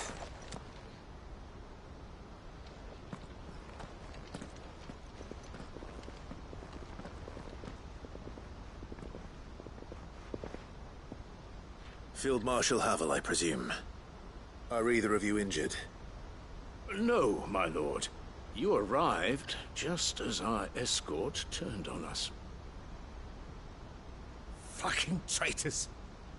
I'd heard reports of soldiers in the outlying regions abandoning the oaths they swore. But I hadn't thought the corruption had reached so close to the heart of the Republic. It's a fucking disgrace. Your interfering old bastard of an uncle tried to warn me, of course. My lord Marquis. Or is Sid the Outlaw more to your liking? Call me what you want. It doesn't change who I am, or the urgency of the message I bring.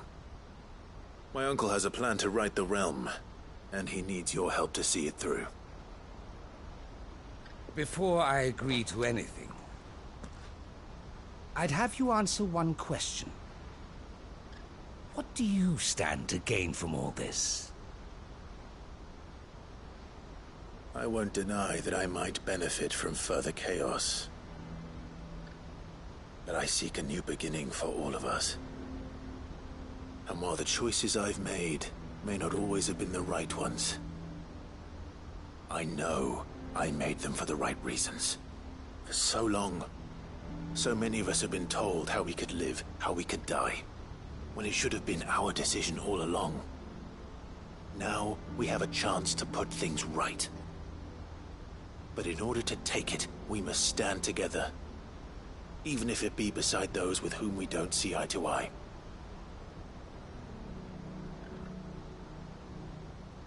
Certainly not the words I expected from an outlaw. But perhaps your uncle was right. You are no ordinary outlaw. I'll never hear the end of this. All right. I'll start by ordering my most trusted guard to bring the Dhalmekian fringes under control. Next, I'll make contact with my counterparts in the Imperial Army and see if I can't convince them to try and restore order in their own territory. Thank you, Field Marshal. But they are not the only ones we will need to convince. What do you mean? I don't doubt that I can bully some sense into a few generals. But those they answer to require a different kind of persuasion. And when it comes to honeyed words, well, we will need an envoy. One who can court even the most stubborn of statesmen. You, perhaps. I'm flattered. But I'm no diplomat either. And I have other problems to attend to. What we need is a skilled arbitrator. And I may know just the person. Is that so? And would he happen to be an outlaw too? Of a different kind, perhaps. Well, beggars can't be choosers.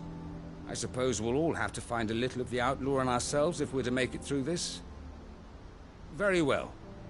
Send your man to me right away. I shall.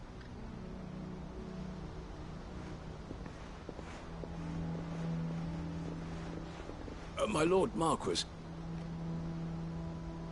your Lord Uncle bade me escort the Field Marshal to his manor in Port Isolde. And I will see that my associate joins you there. Very good, my lord.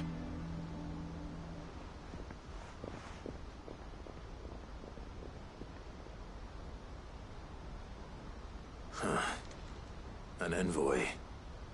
I'm not sure I'm the man to talk anyone round. I can barely convince my brother to take his medicine. No. This is a job for someone with experience. Someone like Quentin.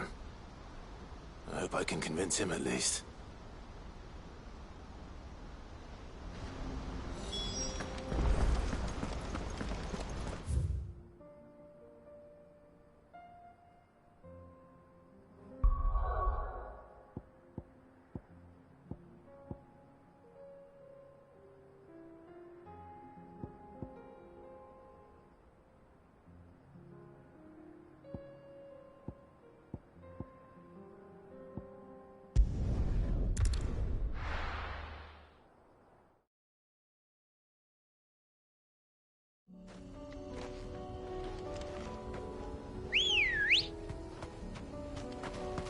Come on.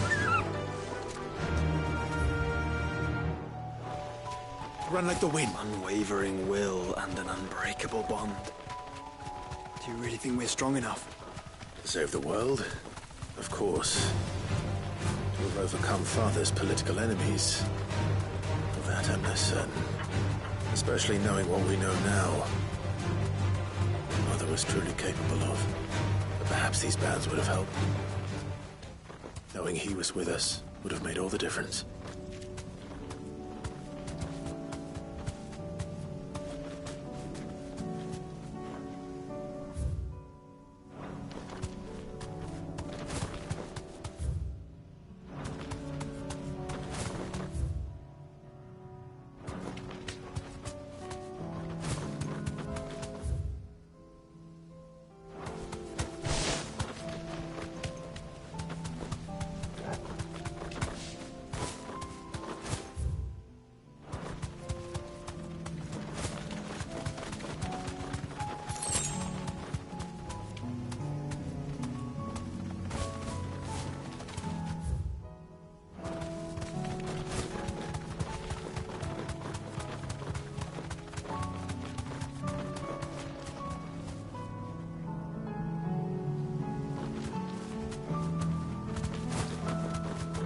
Just back there.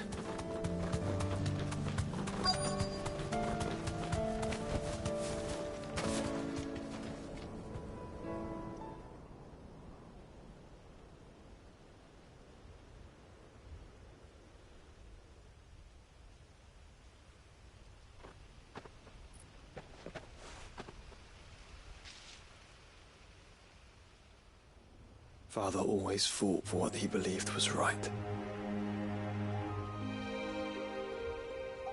It wasn't until that night at Phoenix Gate that I realized I had never fought for anything. I always had someone else to do the fighting for me.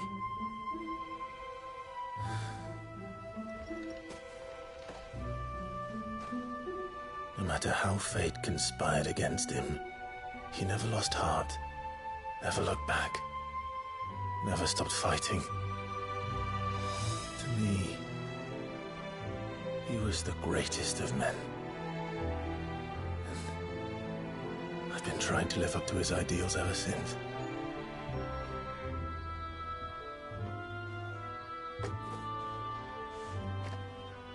We all have, Clive.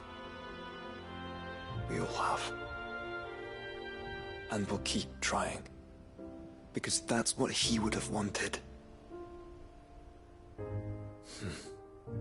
What he would have done himself. Even if it meant standing against the very gods in the heavens. I shall be borrowing this, Father, if I may. That you might watch over us as we follow in your footsteps.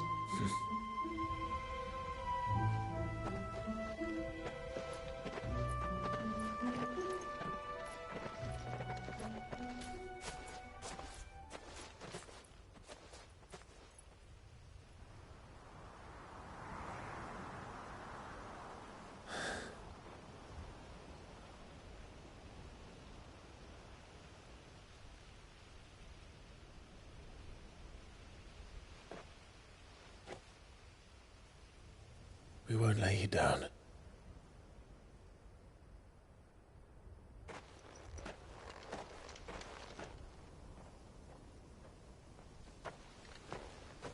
Onward then. Onward. To the end. And to a new beginning.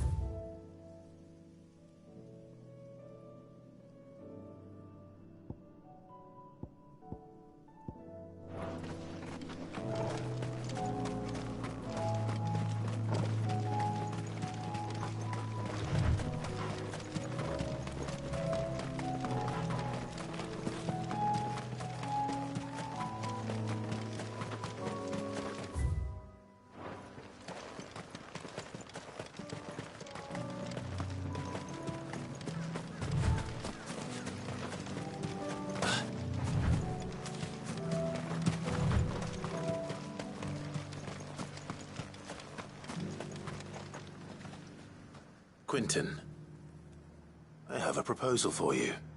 Do you now? Something tells me you'll be asking more of me than a cask of Gotand gold. Go on then. Propose.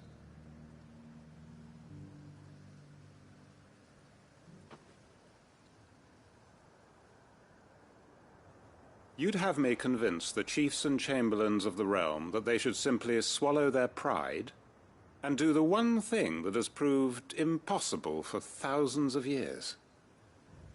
Was there anything else? Perhaps I can fetch you a meat pie as well. I know it's a lot to ask, but I can think of none better suited to the role. And you'd have me give up what little I have left to do it. I told you, Clive. The people of Lostwing are my family, and I cannot abandon them. You'll have to find someone else. I'm sorry to hear that. So am I. And why might that be? What he's asking. How's it any different to what you've done so far? They want you to speak for those who can't speak for themselves. That's what you do best. If it's the vineyard you're worried about, we'll see that the grapes are picked and the tons filled. You know we will. It's not that. Then what is it? You said yourself we're family. Don't you trust us? You know that's not what I'm... Then what are you saying? That only we are worth saving? Why turn your back on everyone else? You convinced us we could build new lives for ourselves, and if you can do that, who's to say you couldn't convince the entire realm? A stirring argument. I fear that any rejoinder I make might fall somewhat flat by comparison. So you'll join us?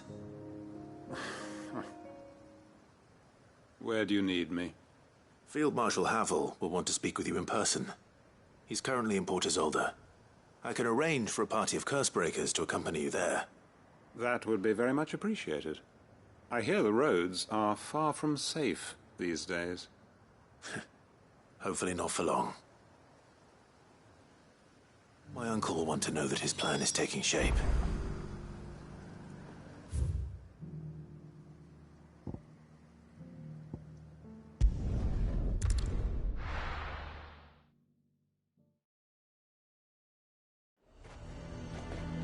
Nazaire might at least have mentioned where in Northreach he'd be testing this recruit. I'm nervous.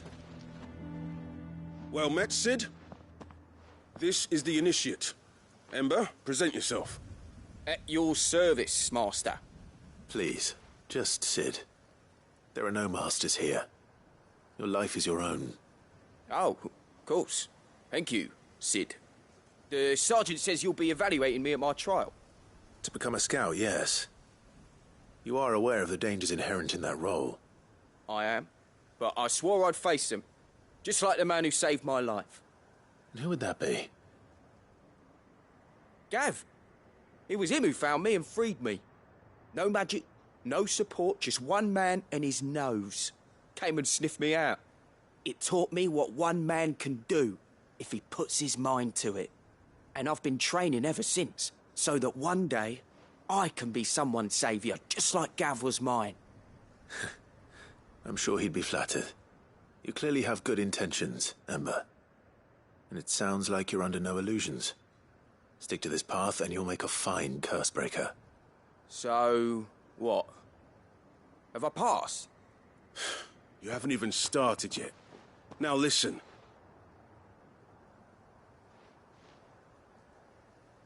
Not far from here is an Imperial lookout, Eastwatch. The guards there record all their sightings in a logbook. You are to find it and bring it here. And bring it here, right. Anything else? No. Sneaking into a heavily guarded Imperial outpost and stealing the logbook would be quite sufficient. You'll need to assess the situation, determine a point of entry, create a distraction and effect an escape, all without being discovered and thrown into an Imperial oubliette. Ember, Gav isn't our best scout because he can do everything. It's essential that you know your limits. Know my limits, right. I won't let you down.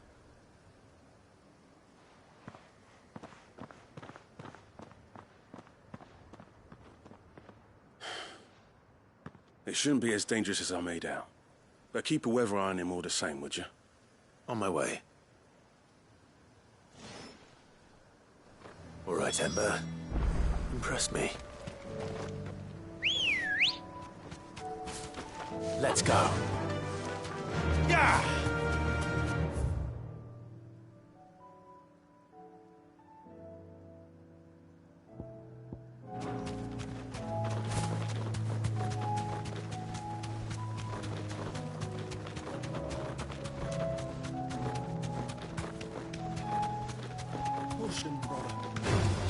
Time to fight.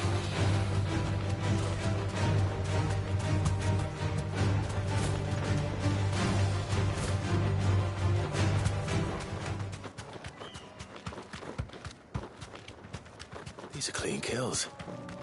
Perhaps young Ember really is ready. Or maybe not.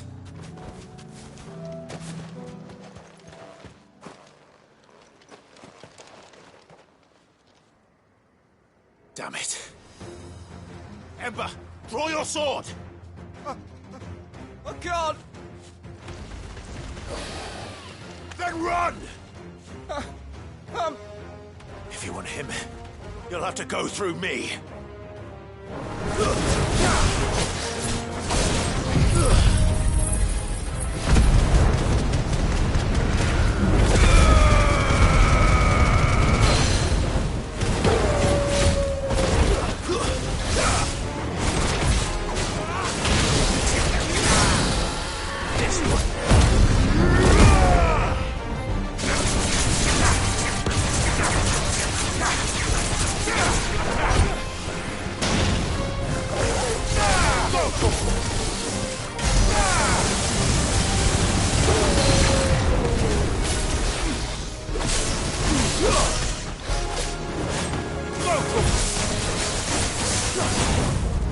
This one.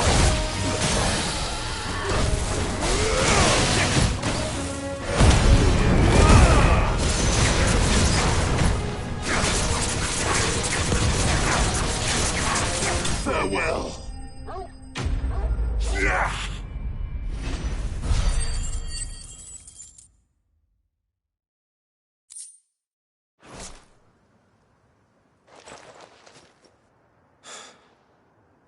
Ember, are you...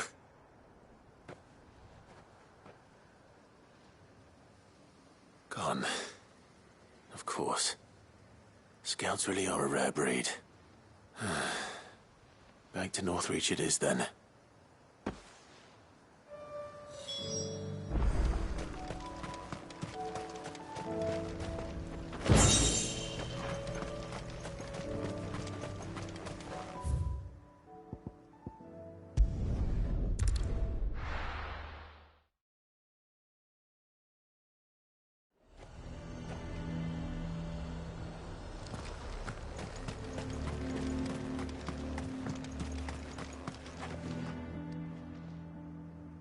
I didn't expect you back so soon.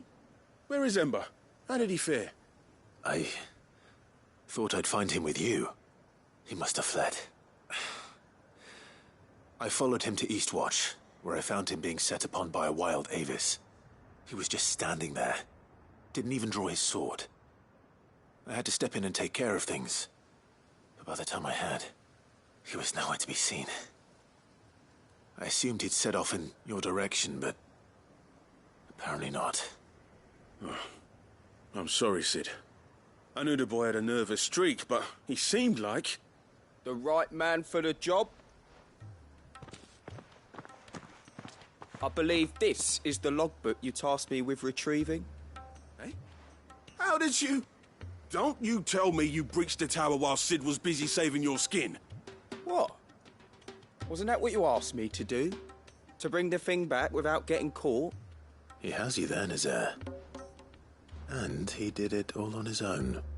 But Sid, he did what he thought was best. And now I have to decide whether I agree. Of course. We'll await your evaluation back at the hideaway. Don't you leave my sight. Yes, Sergeant.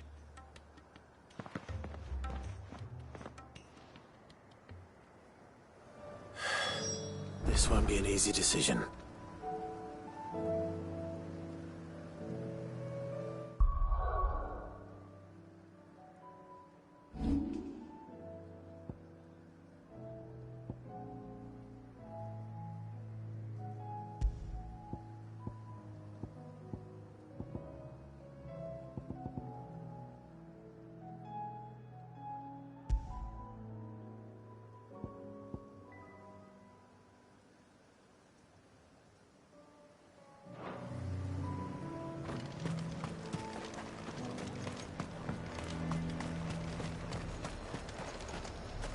A fortress? The garrison is threatening to pull their sentries from the market. I would speak with this Duke.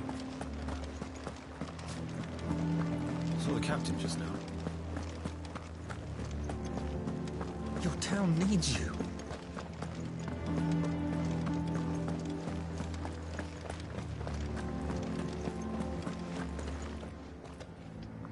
Do you have a moment, Clive? What is it? It's the Duke, unsurprisingly. His Eminence has assumed full control of the garrison and put every able-bodied man to work on the fortifications. The town was left all but unguarded, so Philippe was compelled to form a citizen's watch to fill the void. And though my dear boys have been characteristically willing to assist him in this, they want for bodies. So I was wondering if you would lend them your strength, that the people of Northreach might sleep easier, if only for a few nights. Of course. Whatever you need. Thank you, Clive. What would I do without you? Philippe told me he had men stationed at... Where can I find the mistress of this establishment? Here, my lady. To whom do I have the pleasure of speaking? My name is Sabine, and it is my displeasure to be the daughter of the Duke of Oriflamme, who I understand is causing you and your town no small amount of trouble. I wish to speak to you about what might be done. Very well. Let us speak. I trust you'll forgive me, Clive. Absolutely. Our conversation can wait. Please, proceed. As you know, my father is a most overbearing and supercilious man, and I join you in objecting to his every action. Indeed, I owe you my thanks for continuing to argue against his reckless plans. Yet I fear he is not one to be swayed by reason. No. He must be made to face the consequences of his actions. And who would make him do this? I would. Myself and several other like-minded individuals. Were you to join us, we would surely have the strength to drive him from Northreach for good.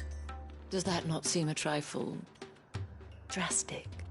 Drastic action is precisely what is called for. Unless you are content to see your people downtrodden and dispossessed. My father would have it that citizens exist only to serve the Empire. That they should be forced to make every sacrifice to ensure her revival. But he is wrong. It is not the people who must serve the Empire, but the Empire who must serve her people. He's always been like this. Scornful of the opinions of anyone he judged beneath him. But he cannot be allowed to ride roughshod over the common folk any longer. We must fight him. By all possible means. Fight him? No. My purpose is to quell the tension in Northreach, not to stoke it. Respectfully, my lady. Our only chance of saving this town depends upon every one of us uniting against our common enemy. Your father and his followers included. While I understand your frustrations, I cling to the hope that he may yet be won round. False hope, I assure you. But I see that your mind is made up. I shall bother you no longer. If you will extend me the same courtesy, I bid you good day. She certainly has spirit. Indeed. But unfortunately for us, that spirit is only likely to harden the Duke's resolve, which may be enough to seal the fate of this town. Not that she cares. This is all about her and her father. Families. I'm sorry, where were we? Ah, yes. I was about to tell you of Philippe's plans for the town watch, but perhaps it's better that you heard them from him. I believe he's in the market, if you'd be so kind as to seek him out. Right away. It's just a pity I cannot join you. I'd like to see the two of you in action together.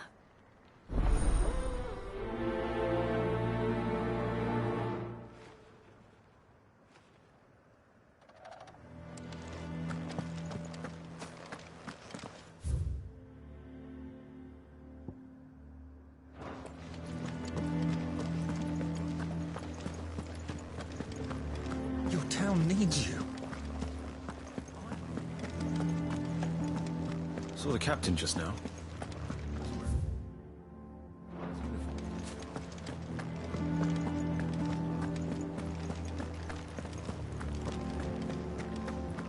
What does the dame have to say about it?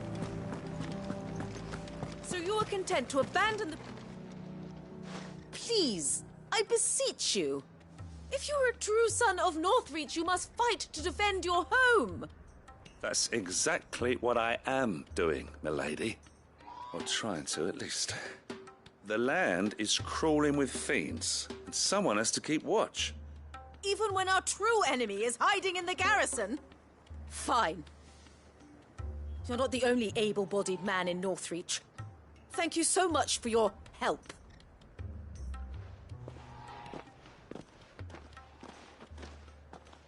She cornered you too, then?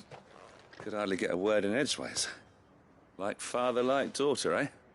She made an uninvited appearance at the Vale earlier, hoping to convince the dame to join her in fomenting rebellion. I bet that went well. Her ladyship seems to have a way with people. Anyway, what brings you here? Our mutual friend thought you might welcome some help. Oh, she did she? Right as always. In fact, you're just the man. We've had some reports, you see. Sightings of, you know what. They're back. Seems that way. All over, too. We haven't been able to confirm anything yet, but if you're willing, you could go and see what's what. Right. Where should I look? You know Grieger's Weep? One of the sightings places them somewhere on its shores. I'm on my way. Thank you, Clive. I'll look into one of the other sightings. Let's rendezvous back here later.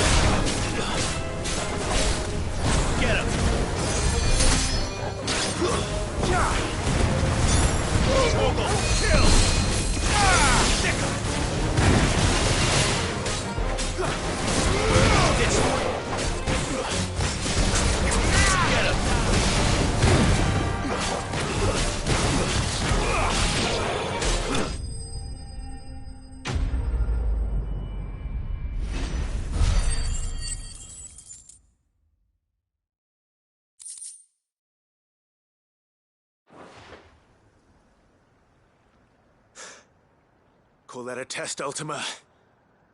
Clive, it's me. Are you all right? I am. But it seems the reports were true. The thralls have returned. I dispatched the few that I found, though. Well, there's something, I suppose. But what were they doing south of town? They all came from the north last time.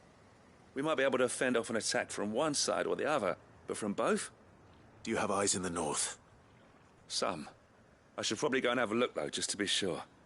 Now, you head back to Northreach. I want you there just in case war breaks out while I'm away.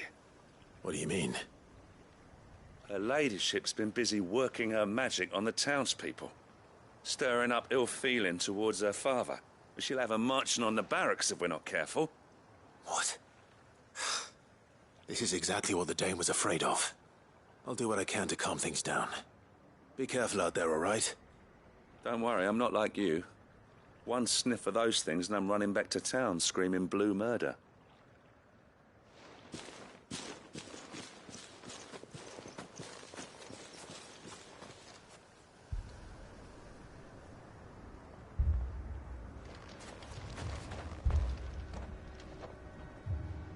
Do you not see, Father? The people of Northreach have given enough, and only a fool would ask for more. Listen to me, Sabine. Where would our people be without their country, hmm? The Empire is their sword and their shield. It is she that ensures they can live without fear. And now she teeters on the brink. Without their sword, how will the people fight? Without their shield, how will they protect their kin? Can the unarmed stand against the advancing hordes? No. But there is yet hope. A new shield, a new sword. A new empire. We can rebuild Sandbreck, just as Great Griga wills it. Perhaps we could, Father. But we don't want to. Not if it is built on the broken backs of the people. Please, let us not quarrel in the street. You must see that no good will come of this. Our fight is not with each other, but with the threat that draws ever closer to our gates. A threat that your sword has yet to rid us of, Your Eminence. You will hold your tongue, whore! You may have filled my daughter's head with your heresy, but I will not be corrupted. Corrupted? Your daughter's opinions are her own, as you would know if you had ever deigned to listen to her. At least I hope they are your opinions, and not posturing born of a family feud. Northreach deserves better than that. Northreach deserves better than you, Carla. Yes, I know who you are. The slut of Twinside who bedded a Branded. Jealous, are you? That a woman might choose a bearer over a pious man of Griga. Clive! I met a swarm of thralls coming south from Oriflamme. Hundreds of them. Too many to count. No. Work on the fortifications has scarcely begun. We will retreat to Caernarvon and there make our stand.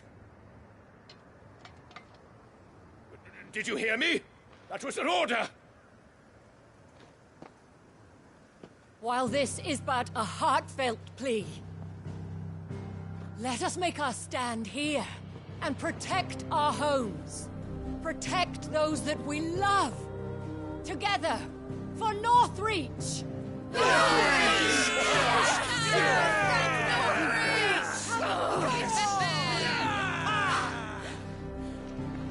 You heard the dame.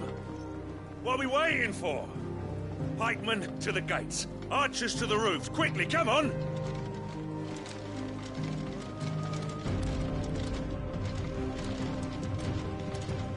But she is but a common... whore, yes. And we'd follow her to the gates of hell.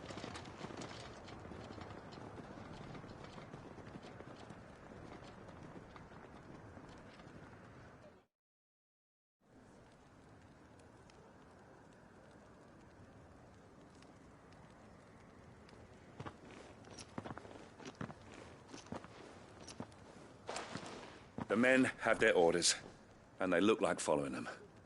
I got them spaced out at regular intervals. Whichever direction the thralls strike from, there'll be someone there to meet them. Thank you, Philippe. Rest assured the people will play their part.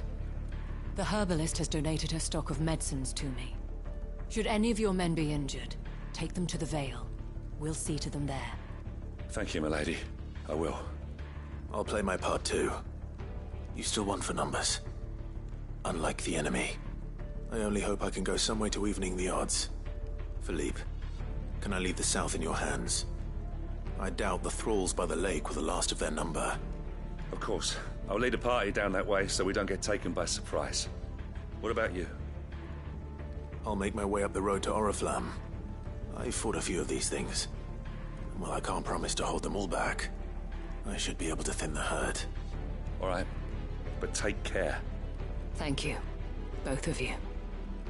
You can thank us when it's over. Till then, madame.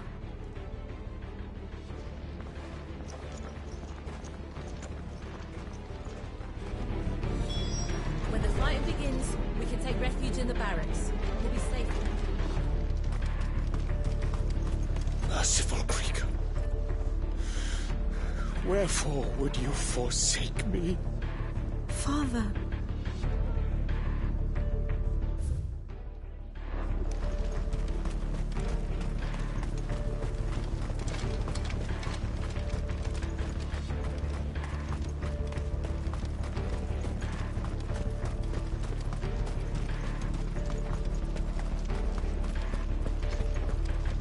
If any get by, you can trust we'll be here to meet them head on.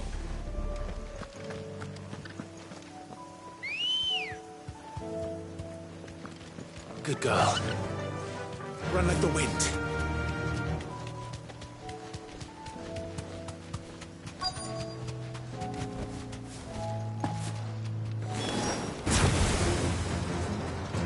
There are so many of them.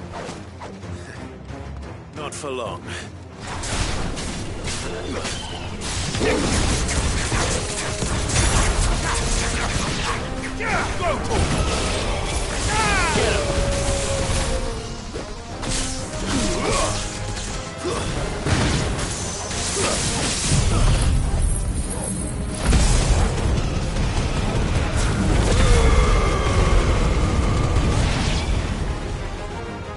Is it over?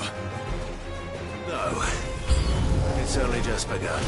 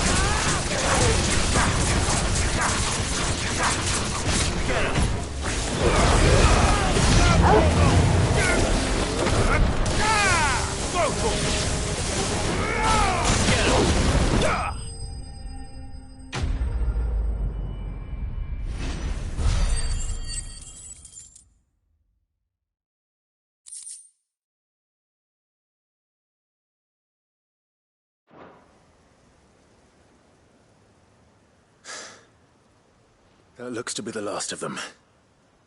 I wonder how the others fared. Better hurry back to town. Come on, Torgal.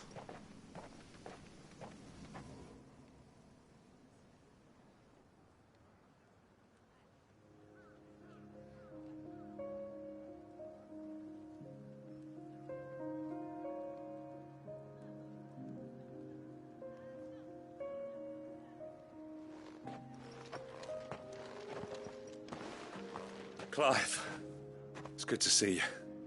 And you. The road to Oriflamme is clear. How did you and your men fare? Well, we ended up fighting for our lives down by the lake. Took a few nicks, but nothing the girls of the Vale can't put right. Glad to hear it. Well, it seems we've survived. For the time being, at least. I thank you both for answering the call. You were right. And I was wrong. About everything. I had thought that the only way to unite the people was under the banner of Empire. That without a strong hand to guide them, they would drift apart. To be borne hither and yon by the eddying currents of fate. But you brought them together. Not by force, nor by the exercise of goddess-given authority, but by simply being one of them. By knowing what they feel, because you feel it yourself.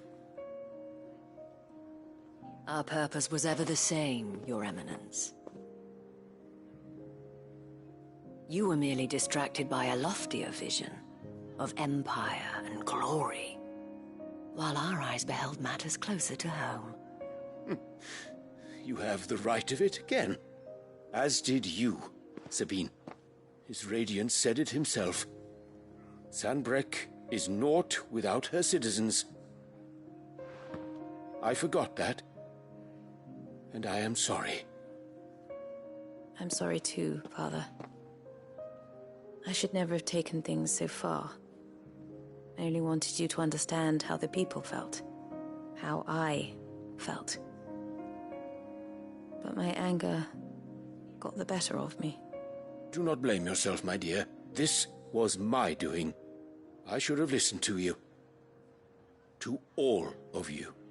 Your Eminence, your Ladyship, I do not doubt that you came here with the best of intentions. But I believe the same could be said of us all. We all want safety, security, prosperity. Not just for Northreach, but for the entire realm. And we may yet achieve it. If only we work together. Will you join us in this? Yes. We shall. Thank you, Your Eminence. Now that that is settled, I must go and see to the wounded. The Vale's doors are always open to any soldier in need of relief. And today there are more than ever before.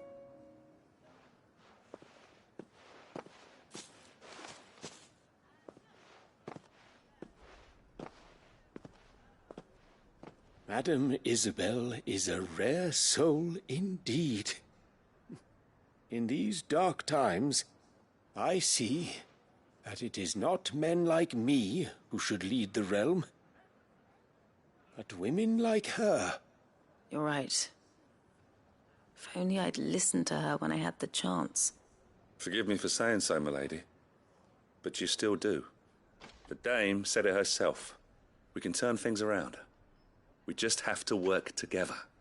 And that goes for you, too. You're one of us now. One of you. Well said, Captain. Let this be a new beginning. Not only for Sanbreque, but for us.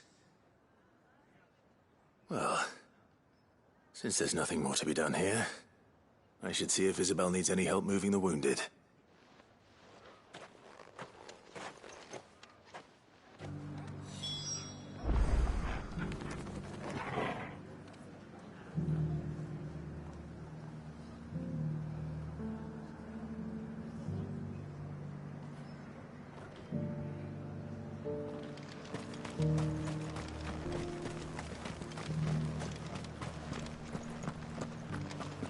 There's no need to worry anymore.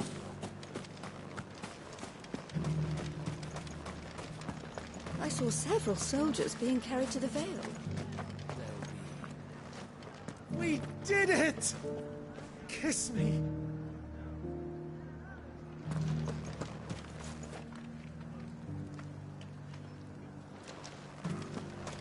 This the last one?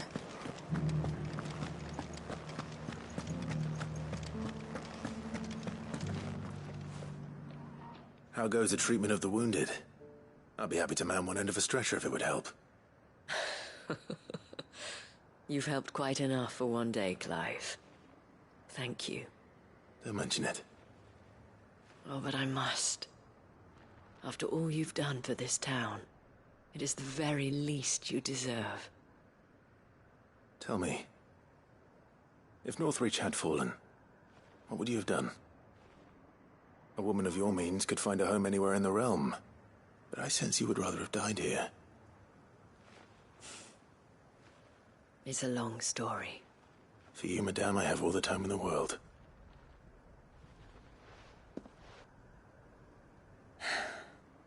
Very well. Long ago, I had a life in the Crystalline Dominion. I was Carla then, courtesan to the nobility.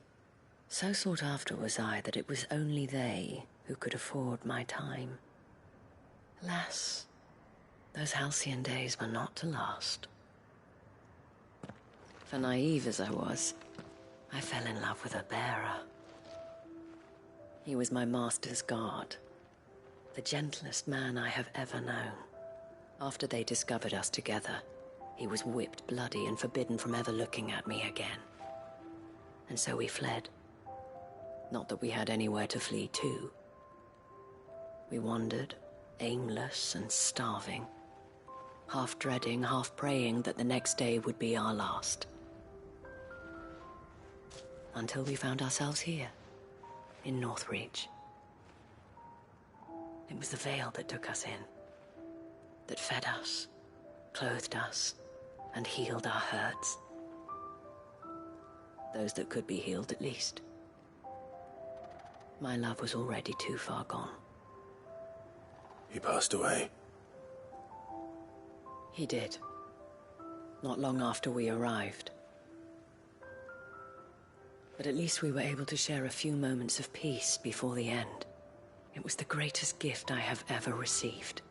But the generosity of this town and her people did not end there. The men and women of the Vale supported me through my grief. Shared in it, though I was still a stranger to them. They treated me like a sister. And so I swore that I would always do the same. That I would return the kindness that Northreach showed me. That I would repay my debt to the Vale.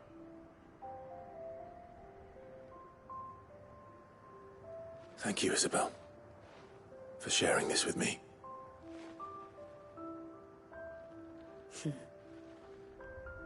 You're a lot like him, you know. Perhaps that is why I have such a soft spot for you. Never stop fighting, Clive. And I shan't either. I know that it will not be easy to keep Northreach together. But our efforts will be rewarded. Just look at us now. The people, the soldiers, even the Duke of Oriflamme and his daughter, all united in defense of this town that we have come to call our home. And what of you? Can we count on your support too? Always.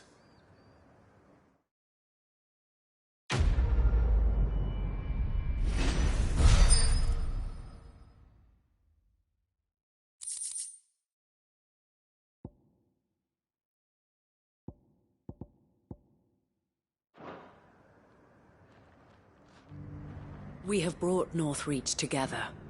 Now the fight begins to keep her together. For if this town is to survive, we must all play our part. Including you, Clive.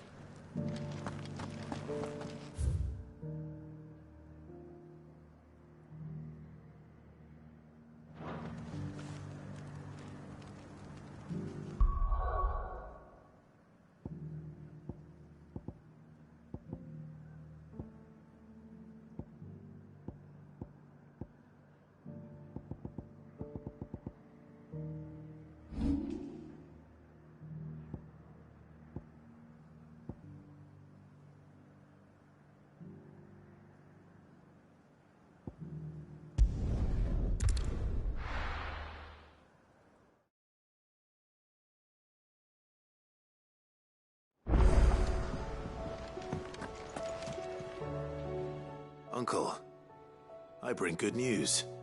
The Field Marshal has agreed to your plan. Ha! Of course he has. I didn't doubt you for a moment, dear boy. Rutherford is accompanying him back to your manor in Porter's Alder as we speak. They will await your return there. As will one other. One other? Who, exactly? Lord Havel was concerned that even if he could get the realm's armies to agree to an accord, he might not be as successful in convincing those with political power. He asked if I might have a solution, and I suggested a certain Imperial Lord Magistrate turned Liberator. One of your co-conspirators? Master Quinton would probably call me one of his, but yes. Another outlaw, then. Just the thing we need to put these rotten politicos in their places. Good thinking, Clive. I'm glad you approve. The more the merrier, eh? Uncle, assuming Havel and Quinton can solve our problem with the armies, you still haven't mentioned how we might manage the grain shortages. Oh, don't you worry, my boy. The 7 high houses will be seeing to that. They have all agreed to make the most generous of donations. Oh, of course, it did take a little persuasion, but luckily I had some unexpected help. From who? Why, you, my boy. Rumor has it that you rescued the Lady Ariane's head steward Rockford from a horde of bloodthirsty bandits. It was more of a handful. Well, the old battle axe was so pleased. She had a shipload of talents delivered to my private docks by the next new moon. And when the other houses saw the parsimonious old crone's purse strings finally loosen, they as good as tripped over themselves in the rush to follow suit. I'm happy to hear it. Now, I must be getting back to the manor. Join us there at your earliest convenience, would you? Of course, Uncle.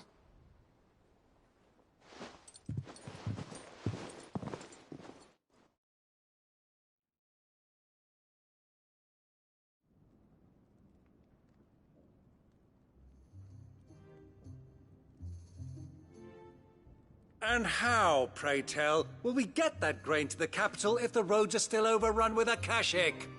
You'll find another bloody road. I only have so many men, and I'm not about to send them headlong into an ether flood. That is, unless you'd have them turn as well. Well, I'd certainly eat less. Says the man with a belly bigger than a band of curls. My soldiers actually need their rations. Without any food to keep them going, they'll be dead even before you've sent them on your fool's errand. If I may, gentlemen, perhaps I might suggest an alternative approach. Though supply routes are indeed disrupted, there is no shortage of ships. Indeed, they bob away in every bay from here to Randalar, awaiting a safe haven. Allow them to make port and fill their bellies full of grain. And once those who crowd the cities are fed, ferry the displaced back to the countryside to work the fallow fields. But I'm sure that you wish to continue your discussion. Forgive the interruption. 2 such firm friends as yourselves need no help from the likes of me. Rutherford spoke fondly of the great bond between you. Us? Friends? I can't stand the man! Clive, I'm beginning to question the quality of the company you keep. And what kind of company were you expecting him to keep? The man's a criminal! Criminal? How dare you? You are not fit to breathe the same air as this fine, upstanding young gentleman. Upstanding? He calls himself Sid the Bloody Outlaw! Once more unto the breach.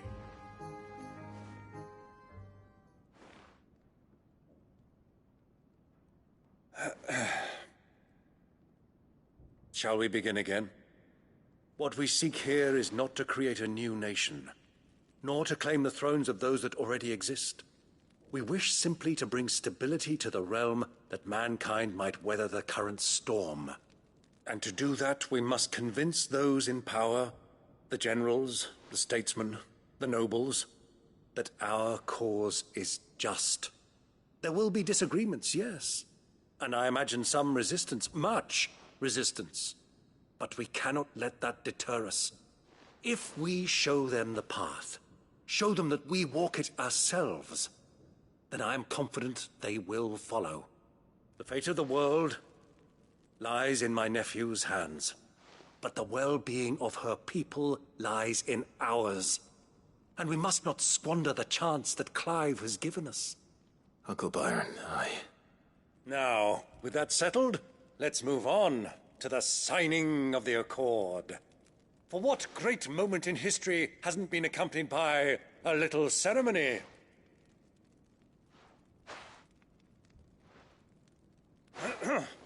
Citizens of Valisthea, I present to you the Triunity. Rutherford, Mike Will.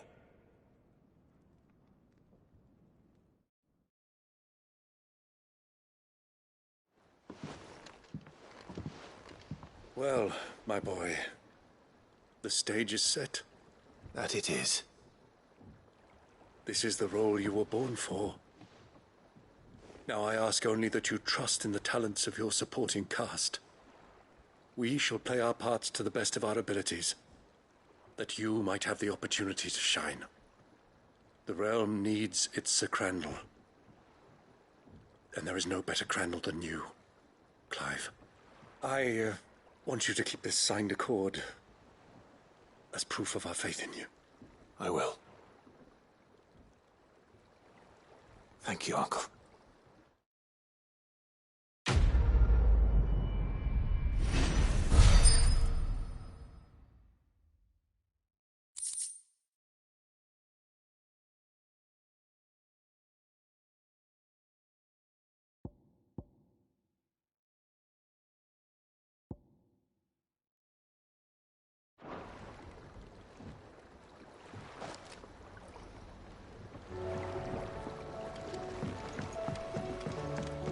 What do you think that thing is?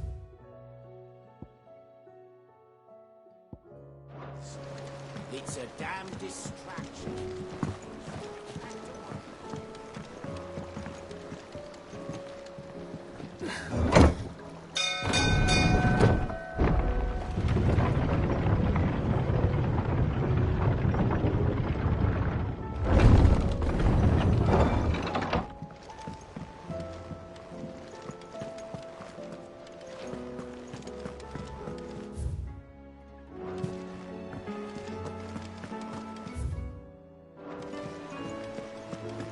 There's something about it. You should have seen him. The thing didn't...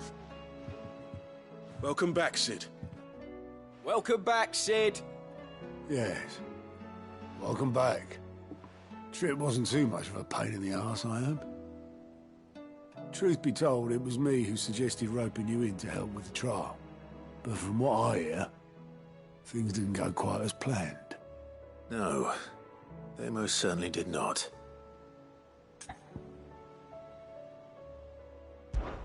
Ember lost his nerve in the face of a beast of prey, but he didn't lose heart. He pressed on, and he achieved his aim. And is that not what we ask of our scouts? Indeed it is. Thank you for your honest appraisal, Sid. The fact remains, however, that Ember will not always have a battle-hardened warrior on hand to pluck him from the jaws of peril. All I have gleaned from this trial is that without someone watching his back, Ember is little more than a liability. Wait, Sergeant. Ember still has much to learn, it's true. And this time he was found wanting. But I'd say he's due a second chance, nonetheless. After all, he did do as you asked.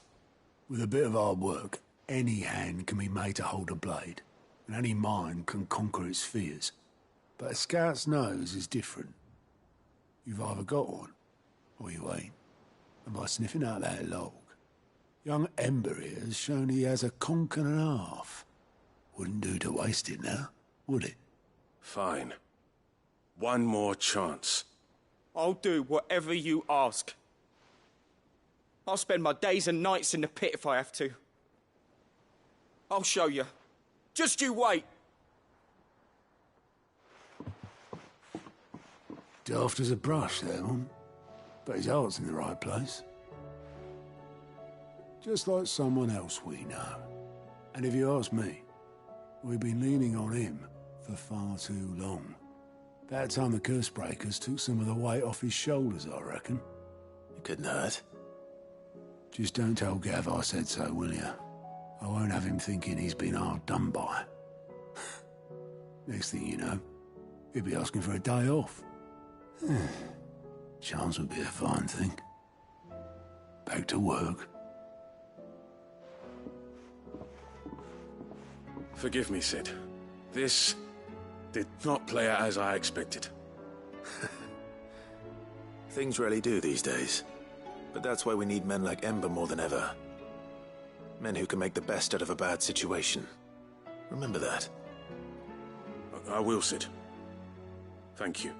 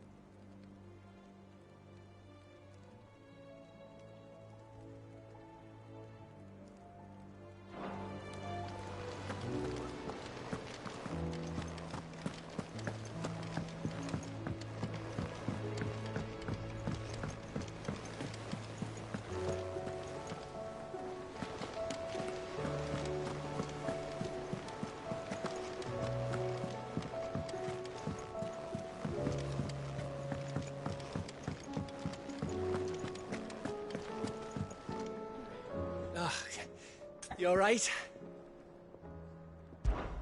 Something troubling you? No more than usual. It's just... Eda's baby will be coming soon, and I wanted to make something for it. I'm sure she'd like that. Back in the north, families would always make gifts when a bairn was on the way. Yeah, let the little tykes know they were welcome in their new homes, like. So, what's the problem? Well, the problem is that Eda's due any day now, and I don't know if I'll be ready in time. Is there anything I can do to help? You know, there just might be. All right then. What exactly are we making? A good luck charm. But not just any good luck charm. Not just any. No. One made from the feather of a silver chocobo. There's nowt luckier in all the realm, or so we used to say back home anyway. Thing is, they're hard to come by.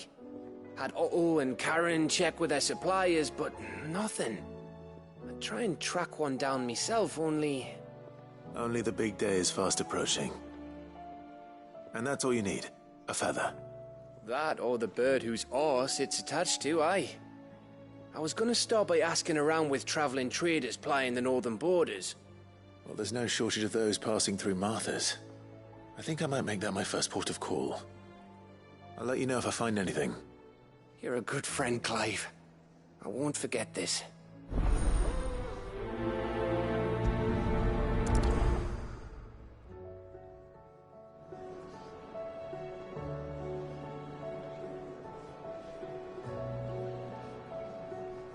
Can't say I've ever seen a silver chocobo myself, but I have seen one of their feathers. Look just like a normal one, only silver, obviously. Well, grey.